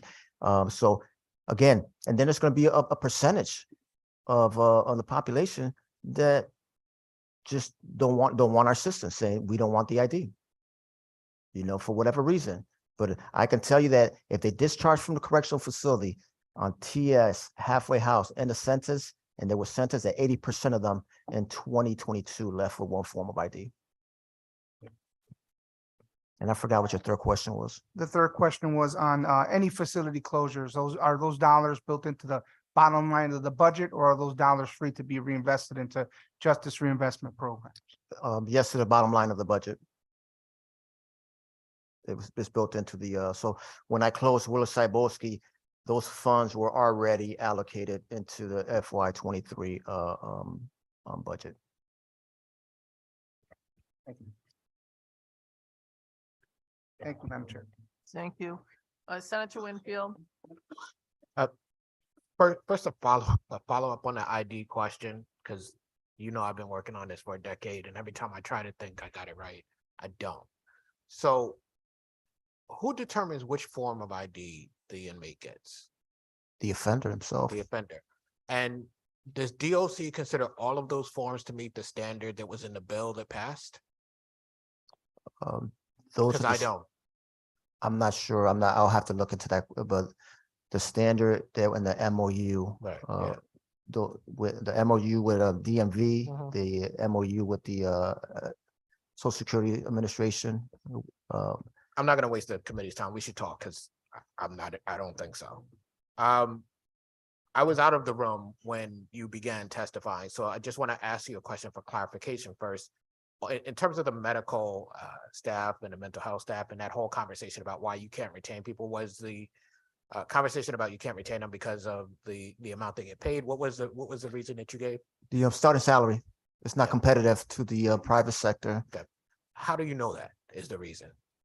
I sit down and exit interviews with the majority. I do exit interviews and telling me, I just got, we did one exit interview where a young lady that we thought was going to hire, her provider knew that she was looking for a new job and gave her $10,000 more than what we were going to pay her. Okay, so what percentage of people don't retain because of that reason? I'll have to check with HR. Can you get a breakdown of through your exit interviews, the reasons people don't retain? Because as you know, I talk to a lot of folks who've been in those positions, and I'm not sure that that's the overriding reason why people don't retain. And I'll just leave that there, because we're going to have further conversation. Did your retention rate change during COVID? Retention rate for who? For the people that we're talking about in those medical services. Medical services, it's stabilized, has stabilized, and we've added During the period of COVID, did it change? Did it go up or down during the period? And you've already answered the follow-up. Did it stabilize? So, but during COVID, did it change? So it did change during Okay. COVID. Up or down? Down. It went down and now it's up. Okay. You, in response to Representative Walker, you said on education is going great. So I'm going to assume that you're doing some form of feedback from the inmates themselves to know that. Yes, when I walk into the facilities on Tuesdays, that's one of the main areas that I go is the education department and the medical unit, and talk to the staff and talk to the individuals that are under my custody to see how things are going.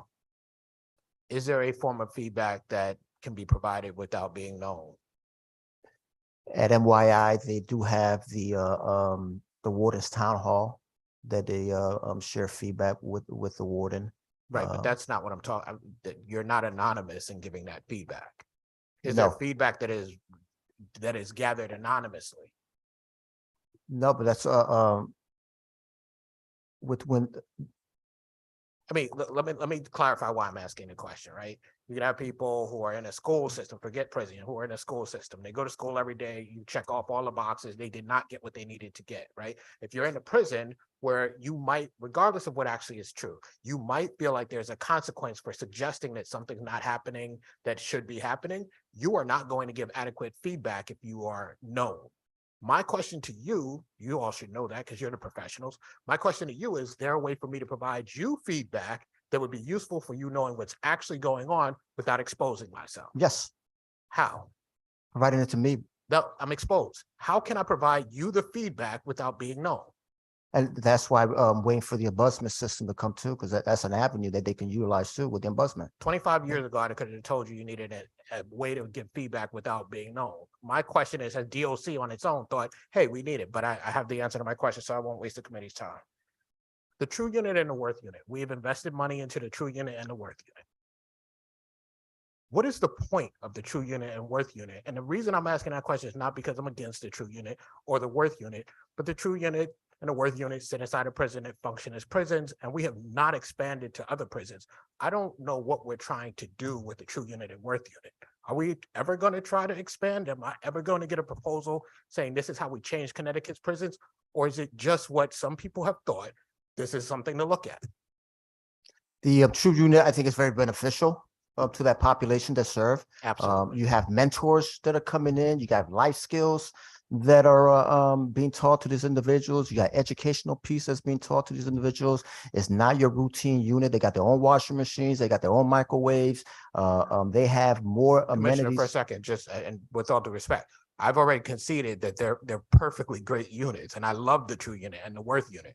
That's not the question. I've been there several times. I don't need to know what the units are.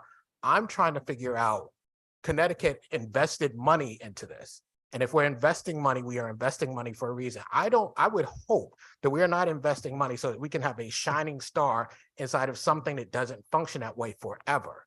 My question to you is that investment in money should do something beyond just be a shining star. That's my belief. As the Commissioner of Corrections, is that what we are trying to do at some point? Because I haven't seen it. That's what we're trying to do. As a commissioner, I probably would not expand on the true unit or the worth unit because it is staffed heavily. In order for me to open up another true unit at another correctional facility, you're going to have to staff it the same way. And it's very expensive. It is very expensive to staff the true unit and the worth unit. It's not just 2 correctional officers, 1 counselors. You have multiple staff assigned to those units. So it's in a very expensive. I recognize, and I don't want to go too far down that. I recognize that. I will just leave it with this. I recognize the cost of the true unit and the worth unit. I also recognize the cost of doing things the way we've traditionally done it. I think the true unit and worth unit are better. And in the long run, if we could make the prison system more like that, my costs would go down. Agree. Well, if we agree, then I would like to see a proposal at some point before I'm no longer the chair of the Judiciary Committee and chair of this subcommittee. Thank you, Madam. Thank you. Any other questions? Representative Porter. Thank you, Madam Chair, and good afternoon again.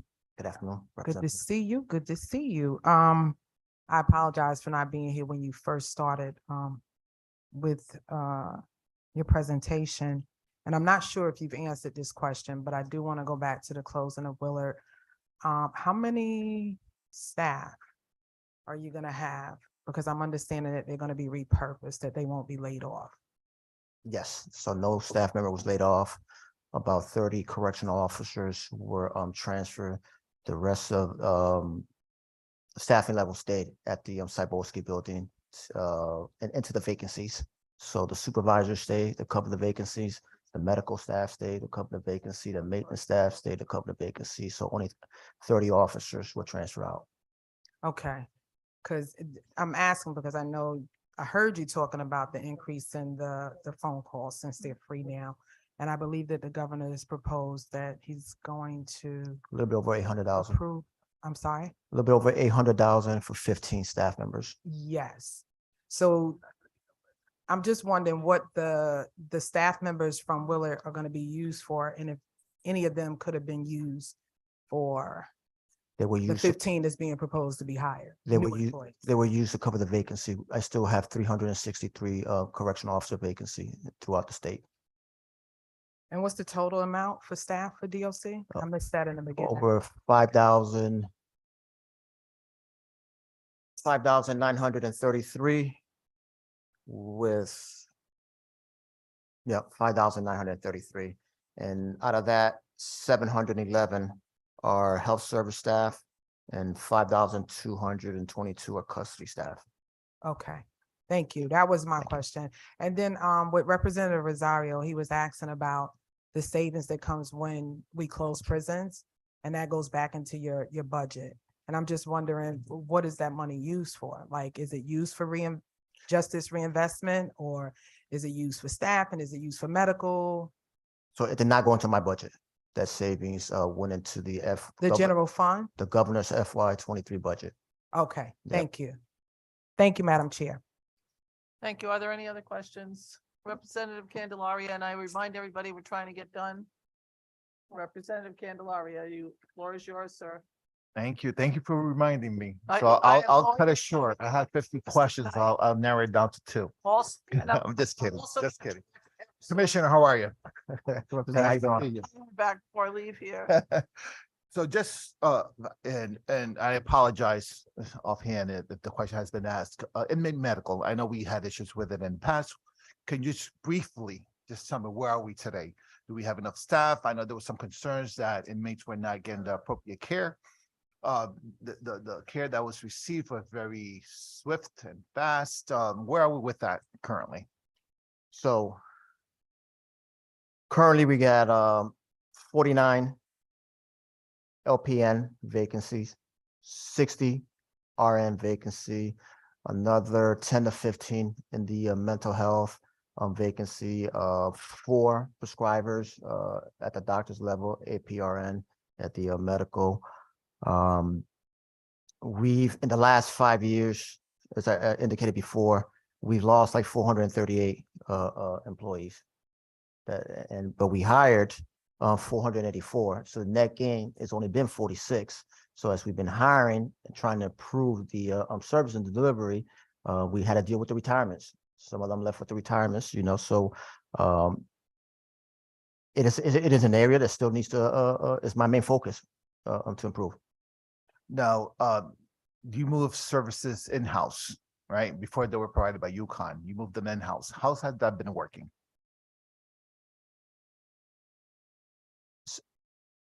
It's been working good.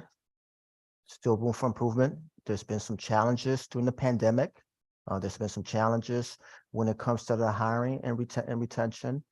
In order for me to deliver better services, I have to get those vacancies. I need bodies in those positions so that we can improve the overall services. Follow-up question to that. So the challenges that you're facing in, I guess, hiring staff, I know that right now there is a shortage, right, of nurses. There's a shortage all over, and the demand is so high. Are wages a part of that issue? Yes. So when you are comparing this, I guess, your outreach efforts to identify additional providers, you're having a challenge because the salaries are being paid in out there. It's a lot higher than what you can offer currently. Correct. I cannot compete with the private sector on the starting wages, even though we did a CBAC agreement and they gave me an opportunity to start an individual based on experience at a higher step. I still have not seen the numbers increase into where I'm satisfied or comfortable to deliver better service. And not only is just a salary too, but you got, this is going back many years. Every time we open that CBAC agreement, I mean, that pension plan is not attractive to individuals now in the community. Thank you for that. And my last question is, I see that there was idealized costs related to deficiency, 11.5. Can you talk about what it's costing those deficiencies? Yeah, that was earlier. If you already answered the question, don't need to answer it again. I'll answer real quick. It was the third facility that was supposed to be closed was supposed to be Carl Robinson, and that was $22 million in savings. Carl Robinson became the site of the vocational village. So we moved to a smaller site where I felt comfortable that if the count increased, that I still have the best space. Thank you. Thank you for those answers. Thank you, Madam Chair. Thank you. Up next is Representative Delnicki, followed by Representative Reyes. Thank you, Madam Chair, and thank you for being here, Commissioner. Thank you. I may have missed your explanation of the $2.5 million reduction in overtime. What is the average amount of overtime a CO works in a week typically? I'll have to give you the average figures to be correct, but I can explain to you that the Department of Correction, every facility is staffed at minimum.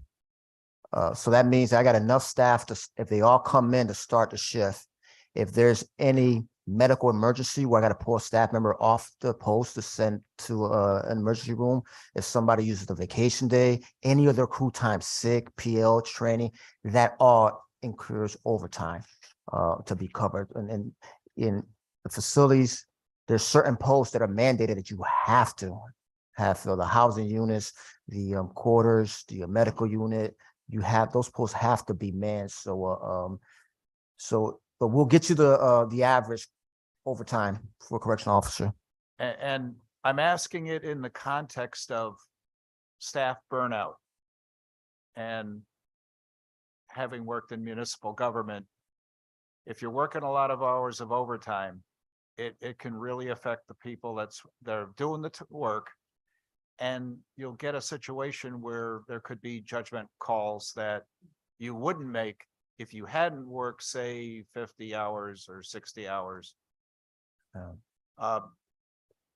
And I'm just thinking about it from the perspective of the best possible safety for both the officers and for both the inmates and for smooth operation of the facilities. And that's why I'm questioning the reduction in the overtime, because I know you're trying to get up to a level where you can truly minimize the overtime. Is that a fair statement? Yes. So that you don't have the burnout and you have folks making the appropriate decisions? Correct. So, and since 2021 and 2022, we've put together 11 academy class. Each academy class takes about 3 months to come from the beginning to the end.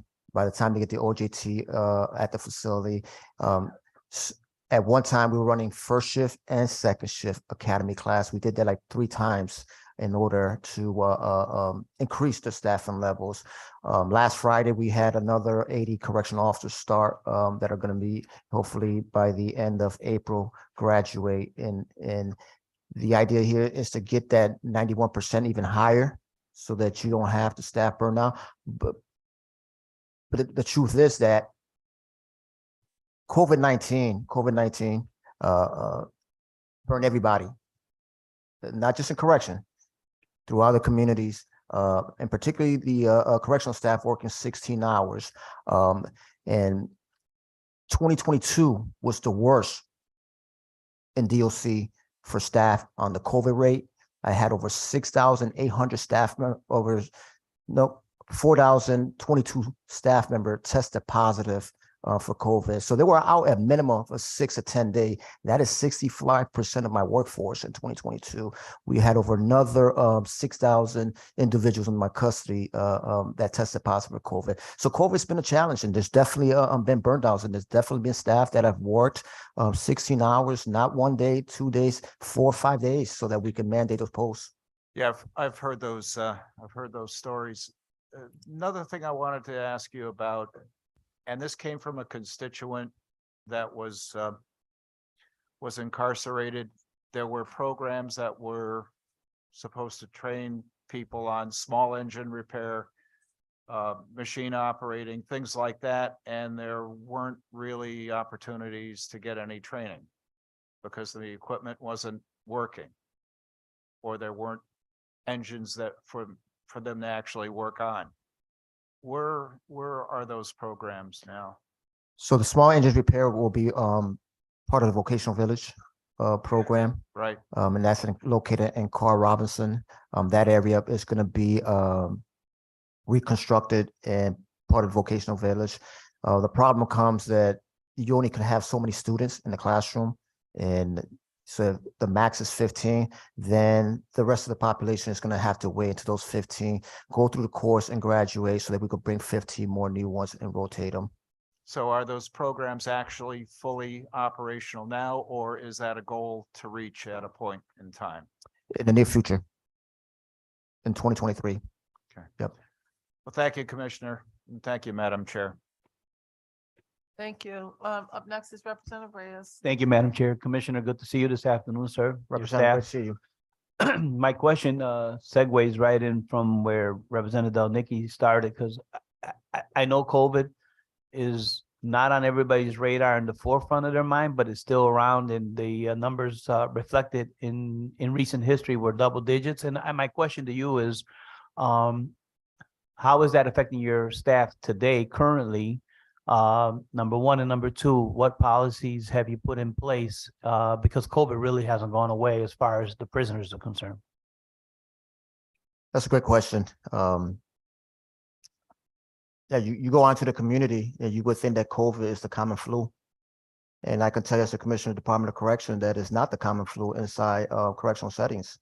I averaged in 2022 over 150 staff daily, 150 staff daily out at home recovering from COVID. So there has been some challenges. There has been some challenges with dealing with COVID, not just for the staff, but also for the population. There's been over 6,000 individuals that that ended up with COVID and ended up going to the medical isolation unit up at McDougal Walker and had 24/7 medical care to make sure that that everything went well. So so COVID's been a challenge, and COVID's still there. And however, as a commissioner, I need to find a way to make it work so that we can continue to move the department ahead, continue with the programming, and continue with the hiring. You know, so I'm not trying to use COVID as an excuse, but COVID has been a challenge, and it's still a challenge for us. Commissioner, would you say right now it's causing you staffing problems right now?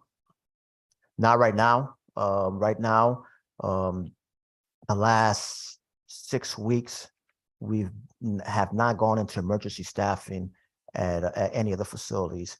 At the summer, during the summertime, and in March and April, it was not uncommon for me to have 7 facilities on lockdown because I didn't have the ample staff. So the last 6 weeks, with the hard work that we did in 2021 and 2022, we're getting people through the academy.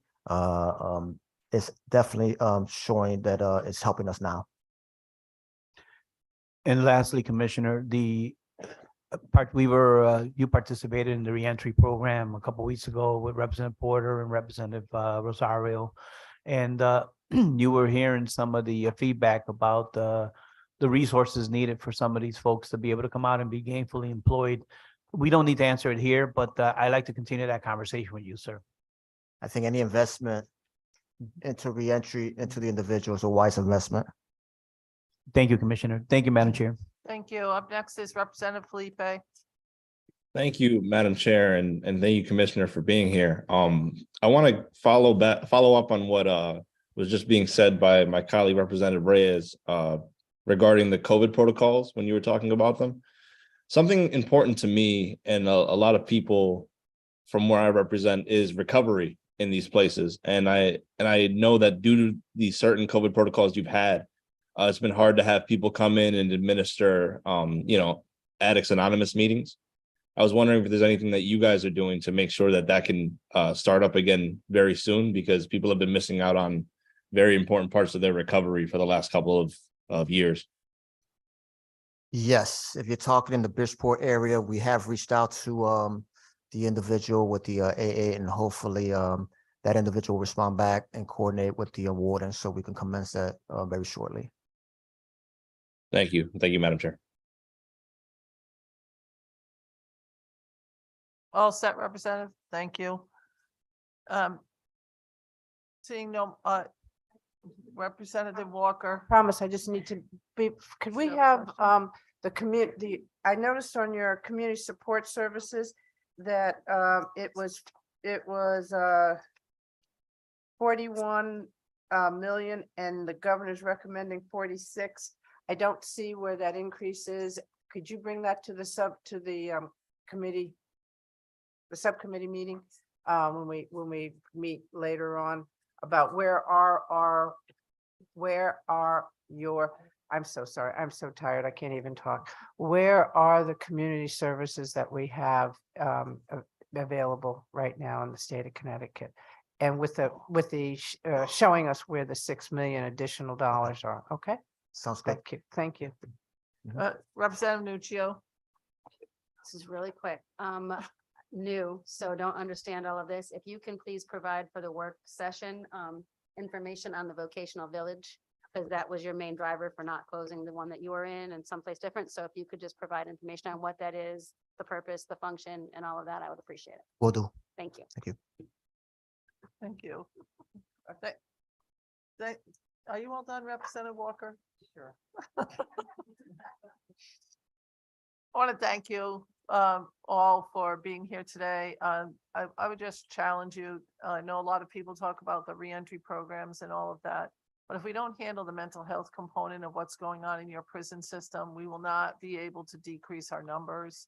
And so that is my big push is I think that having that mental health component I think we use our prisons as a quasi psychiatric institution, putting additional pressures on staff and putting an awful lot of pressures on people that need much more help than what a prison is designed to give them. So, but thank you very much for all you do. And if you wouldn't mind extending our thanks to your staff and the people who work for you. Appreciate it. Thank you.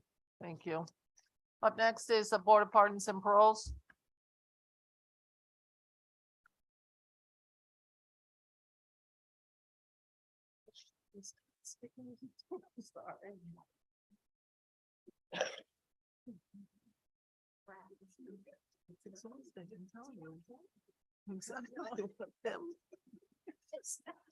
We need food is what.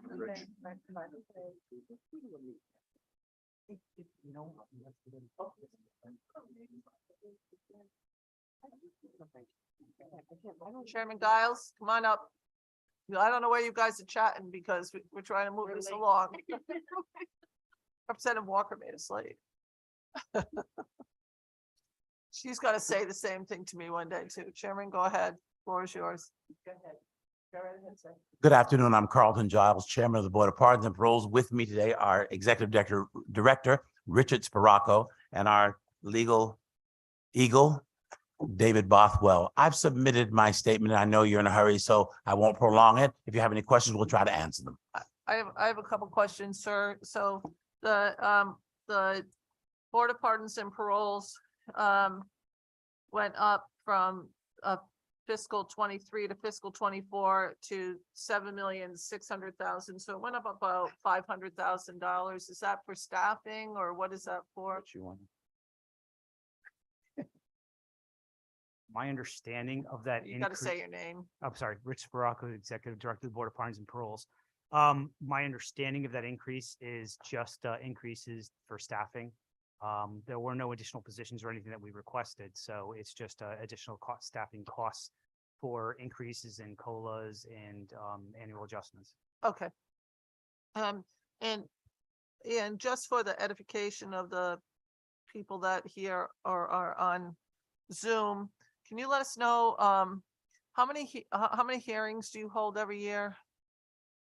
And do you have statistics on people who have gone out on parole or have been pardoned that you could bring to the work group for us? We could, Senator, and many of these numbers, most of these numbers are on our website and easily accessible to the public. Yep. Number of hearings and number of persons and so forth. Yes. Thank you.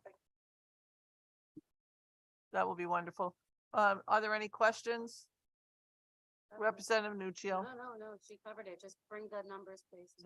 Yeah, that would be great. Is there anything you're missing in your budget that is not currently there? No, we looked it over and we can do our work with what the governor's is proposing. Thank you. Thank you. Representative Walker.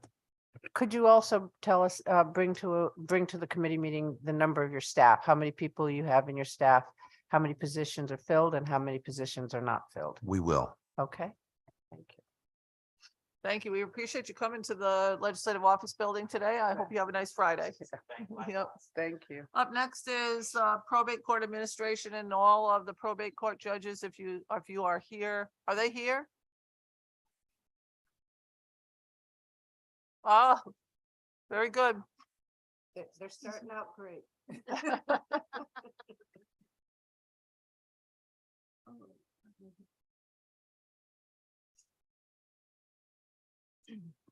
Thank you. I'm Beverly Strike Kafalis, the Probate Court Administrator. I'm joined this evening by Lisa Hansen, who is my Director of Financial Services. Senator Austin, Representative Walker, Representative Nuccio. I think there are probably many others listening in. Thank you, first of all, for the opportunity to present What is included in the judicial branch budget is the general fund appropriations request for the probate court system. As many of you know, we are a unique probate court system or court system in the state of Connecticut. We are largely self-funded by virtue of the probate fee revenue that we receive. Our general fund appropriation, which we consider to be normalized funding, is to sustain the probate court system budget at a rate of approximately 25% of the overall budgetary needs. I would call to your attention my written testimony, which goes into much more detail, and I will not review with each of you this evening, but I do want to call your attention to a revision in our appropriation requests in response to the governor's budget and Judge Bizzuto's presentation earlier today. We have adjusted our request as well to reflect a reduction in the request for fiscal year 24 to $14.4 million and reduction to $15.75 million for fiscal year 25. I would just alert the committee to the history of general fund appropriations in our system, because as I indicated earlier, we have often been self-funded. And the normalized 25% funding is critical for a multitude of reasons. One is to ensure that we are able to meet the constitutional mandatory expenses for indigent individuals in the probate court systems. Many are entitled to court-appointed attorneys, have no family member to serve as conservators, children and guardians seeking guardianship to avoid foster care placement. Certainly our kinship and respite grant funds, which are critical to lift up those families that do not receive DCF subsidies, sometimes are on the border in terms of other state assistance programs.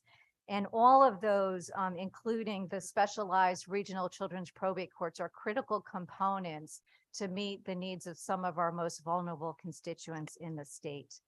I would also like to call to your attention, the governor's budget proposes realigning the due dates for the Connecticut estate tax return to align with the federal due dates. Right now, Connecticut law provides that those tax returns are due in 6 months from a date of death.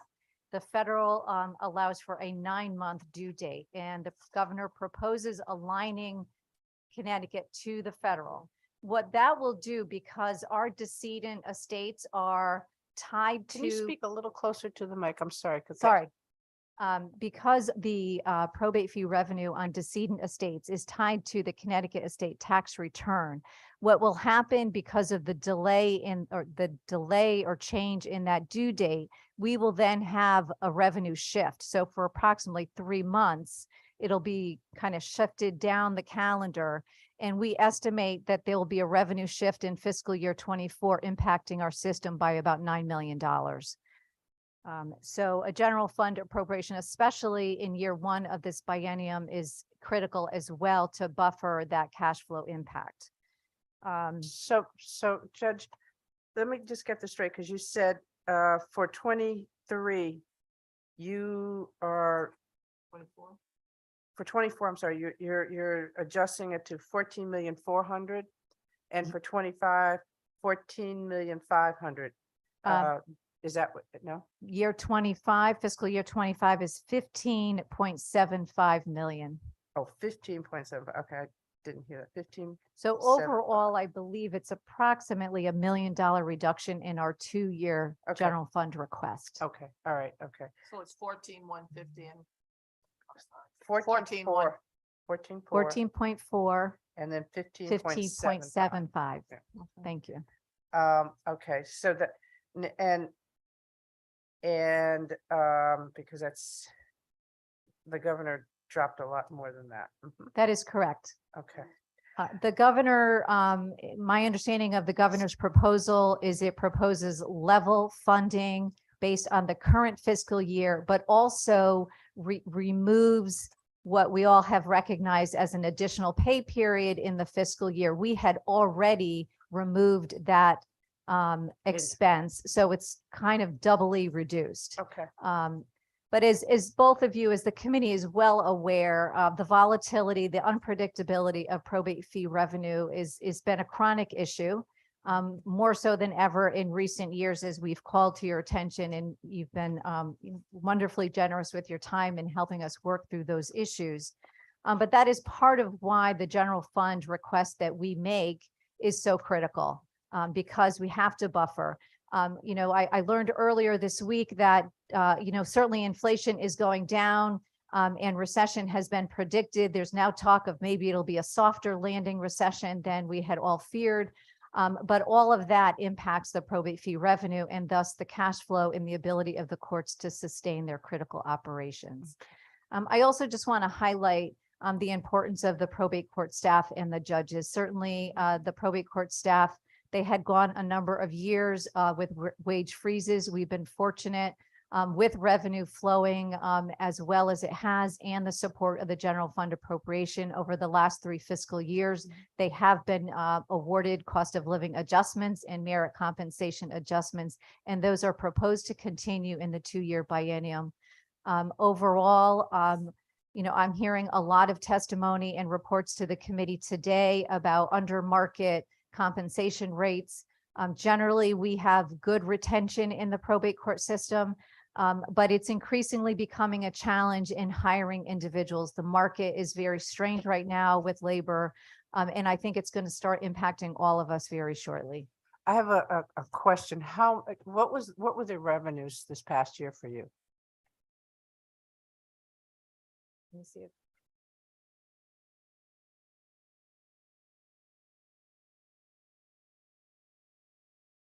So the total probate fee revenue for fiscal 22 is approximately $54 million. 54? Okay.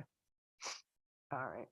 Now, one of the things that there's a bill that came to appropriations that was on your behalf to add you as a state employee. So explain to me, do you pay health care for probate? Yes, and I'd like to address that. I know that you had asked Judge Bizzuto and Mr. Hill the question about the probate court staff and the health insurance. Yes. It's important to know that the expenditure for health insurance for the probate court staff are not included in the judicial budget. They are in our total budget. That's in the 54 million. That's in the 54 million. So you are paying, they are getting healthcare, but you're paying it for, okay. Yeah, so what the statute is 5-529. Probate court staff and judges are entitled to the exact same health plans available to all state employees. The Office of the State Controller negotiates that. The premiums are identical. The plans are identical. Connecticut General Statute 5-529 subsection G provides for a different cost share of the premium for employees who add on a spouse, for example, or a family. The premium paid by the system and the employee is identical as a state employee if you are a single person on the health plan, but the cost share of the premium is greater than state employees if you add a spouse or a family member. And if, I'm sorry, because I'm trying to figure this out because I'd like to make sure that they're. Just remember when I cut it on. I know. I will. Yes, you are. Yes. So I'm trying to figure that out. So if they are getting, if there's a single person, they get health care. They're a married person, they get health care if they pay more. Do you pay more for families? Do you pay more for if it's one child, or do you pay more if it's two children, pay more if it's 3 children? How does that work? I believe the way the controller's health plans work is that a family is +2. So the employee +2 up to however many children are in the family. I don't think it is allocated per child, for example, or dependent. And again, the total premium is identical, whether you're a state employee or a probate court employee. It's the share of the premium paid by the employee that is greater in the probate court system in accordance with that state statute. Okay, so I mean, so your staffing still goes into that pool that the comptroller uses to purchase healthcare. Yes. So everything is all included in that. It's just this bill was just wanting you to become state employees, but everything else is the same. Okay. To clarify, I don't think it's to propose that we or the court staff become state employees, but that the premium share be in parity with the state employees. I think it's important to distinguish Okay. that probate court staff are Yep. not state employees.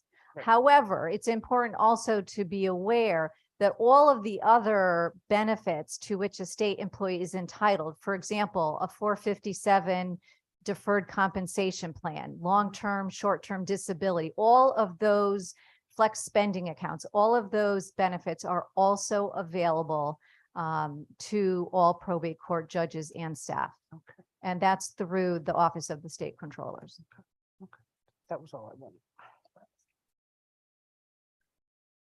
Representative Nuccio. Thank you, Madam Chair. I didn't hit the button. I just wanted to clarify. So can you then, maybe it's something for the work session, but the difference between what the governor has suggested and what you have, I'm trying to understand what is behind your increase? Like what you said there, you were listening to the other presentation and that it's the same to you. So I don't understand that part. So the original proposal with the judicial branch had proposed an adjustment for judicial compensation, which was greater than ultimately presented in the governor's budget and supported by the judicial branch. Probate judges' compensation is tied to and is a percentage of, by state statute, a superior court judge's compensation.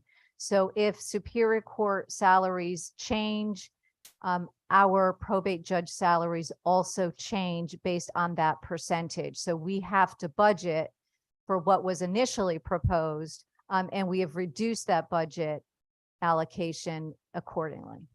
Okay, so I guess if yours then is just the increase in salary as linked to the other judges, I'm trying to figure out how the governor is saying you should be flat then. I certainly can't speculate as to why the governor has proposed the funding level he has. I can share with you that the request I have submitted through the judicial branch budget as adjusted today is supported by the projections of what we anticipate for the upcoming 2-year biennial budget cycle. A large factor of that is because 75% of our operating expenses are funded by probate fee revenue, which is unpredictable and very volatile based on many external factors. We are generally conservative about that estimation. Just like the state budget revenues in this past fiscal year, probate fee revenue has also been strong. But there have been many budgetary cycles where we have nearly been insolvent. And the general fund appropriation we request provides the cash flow cushion as well as ensures that we can meet those essential service needs in our system. So if it provides a cushion, and your revenues stay strong, what happens to that cushion? Under the statutes, at the end of the fiscal year, funds in excess of 15% of the expenditures is swept back into the general fund. Funds in I would excess of note 50. that given the proposed revenue shift because of the estate tax return due date change, there may be a request to suspend the sweep in part or in whole at the end of this fiscal year because we would be hit with that revenue loss, although ultimately restored in the upcoming cycle. Okay, thank you. So, Beverly, who's your lobbyist up here? No, the person. So we do not have a private lobbyist, and the position in my office is presently vacant. You may recall Melissa Riley had been, and Jim Politis had been before or just after her. Right now, the position is vacant, and we are looking to fill the position. Well, because I was telling Representative Nuccio that there's usually a tutorial relative to the probate court and how we got where we are today. When I was suggesting to her that she may be interested because she's trying to delve into every part of the budget, and well, Representative Walker and I sort of have gotten it down now. we appreciate the nudge saying this is where we are now, but I was just wondering who she would contact relative to that. She can contact me directly. I'd be happy to meet with you or either in person, or if you are a Zoom person, if you prefer to do it that way. We do have packets and I meet regularly with many legislators to help educate them and inform them on how the system operates. I'd appreciate the opportunity. Can you also tell us how does children's probate fit into your package? So the regional children's probate courts, as you know, were first established in 2004 with the pilot in New Haven. And we have 6 of them now in Connecticut. The budget items, the total budget for our regional children's probate courts for the fiscal year 24 is 4.5 million and almost 4.8 million for fiscal 25. Most of those facilities or some of those facilities are in standalone. For example, the New Haven Regional Children's Probate Court is located on State Street in New Haven. And that is leased facilities and fully staffed for only the Regional Children's Probate Court staff. Central Connecticut Regional Children's Probate Court in Meriden is also in its own facility. But the Northeast Regional Children's Probate Court, for example, is in shared space with the local Northeast Regional so that there's cost savings on facilities in those instances. Thank you. No, I love the children's probate court. I mean, they do a fabulous job in keeping families together. So thank you. Thank you. Any other questions? Seeing none? She came all the way down here to ask a question. Can you stick to a question? I'm just going to make a remark. Thank you. Thank you, Madam Chair. I appreciate it. I just Love want to say you. hi and thank you so much for your good work and look forward to talking to you about any of the other issues that you're working on. Thank you so much. Thank you Madam so Chair. much, Representative Johnson. It's good to see you as well. All righty, we're all set. Thank you. Thank And you. can I just ask, Judge Fox is not coming? Judge Fox, Judge Wexler, Judge Norris, and Judge McGrath have all opted to rely on their written testimony only. I did email Susan Keene, so hopefully she had that adjusted for your speaker list for this evening. Thank you very much. I appreciate it. I just wanted to double check because I didn't want to see one of them show up and we ignored them. And they all really appreciated the opportunity to be here and looked forward to seeing you, but they will watch you electronically. Thank you. We appreciate that too. Thank you. Thank you. Could you talk to the other 80 people? Thank Well, I you. think what convinced Judge Norris when he saw he was 68. So. Thank you. All right, thanks. Have a nice night.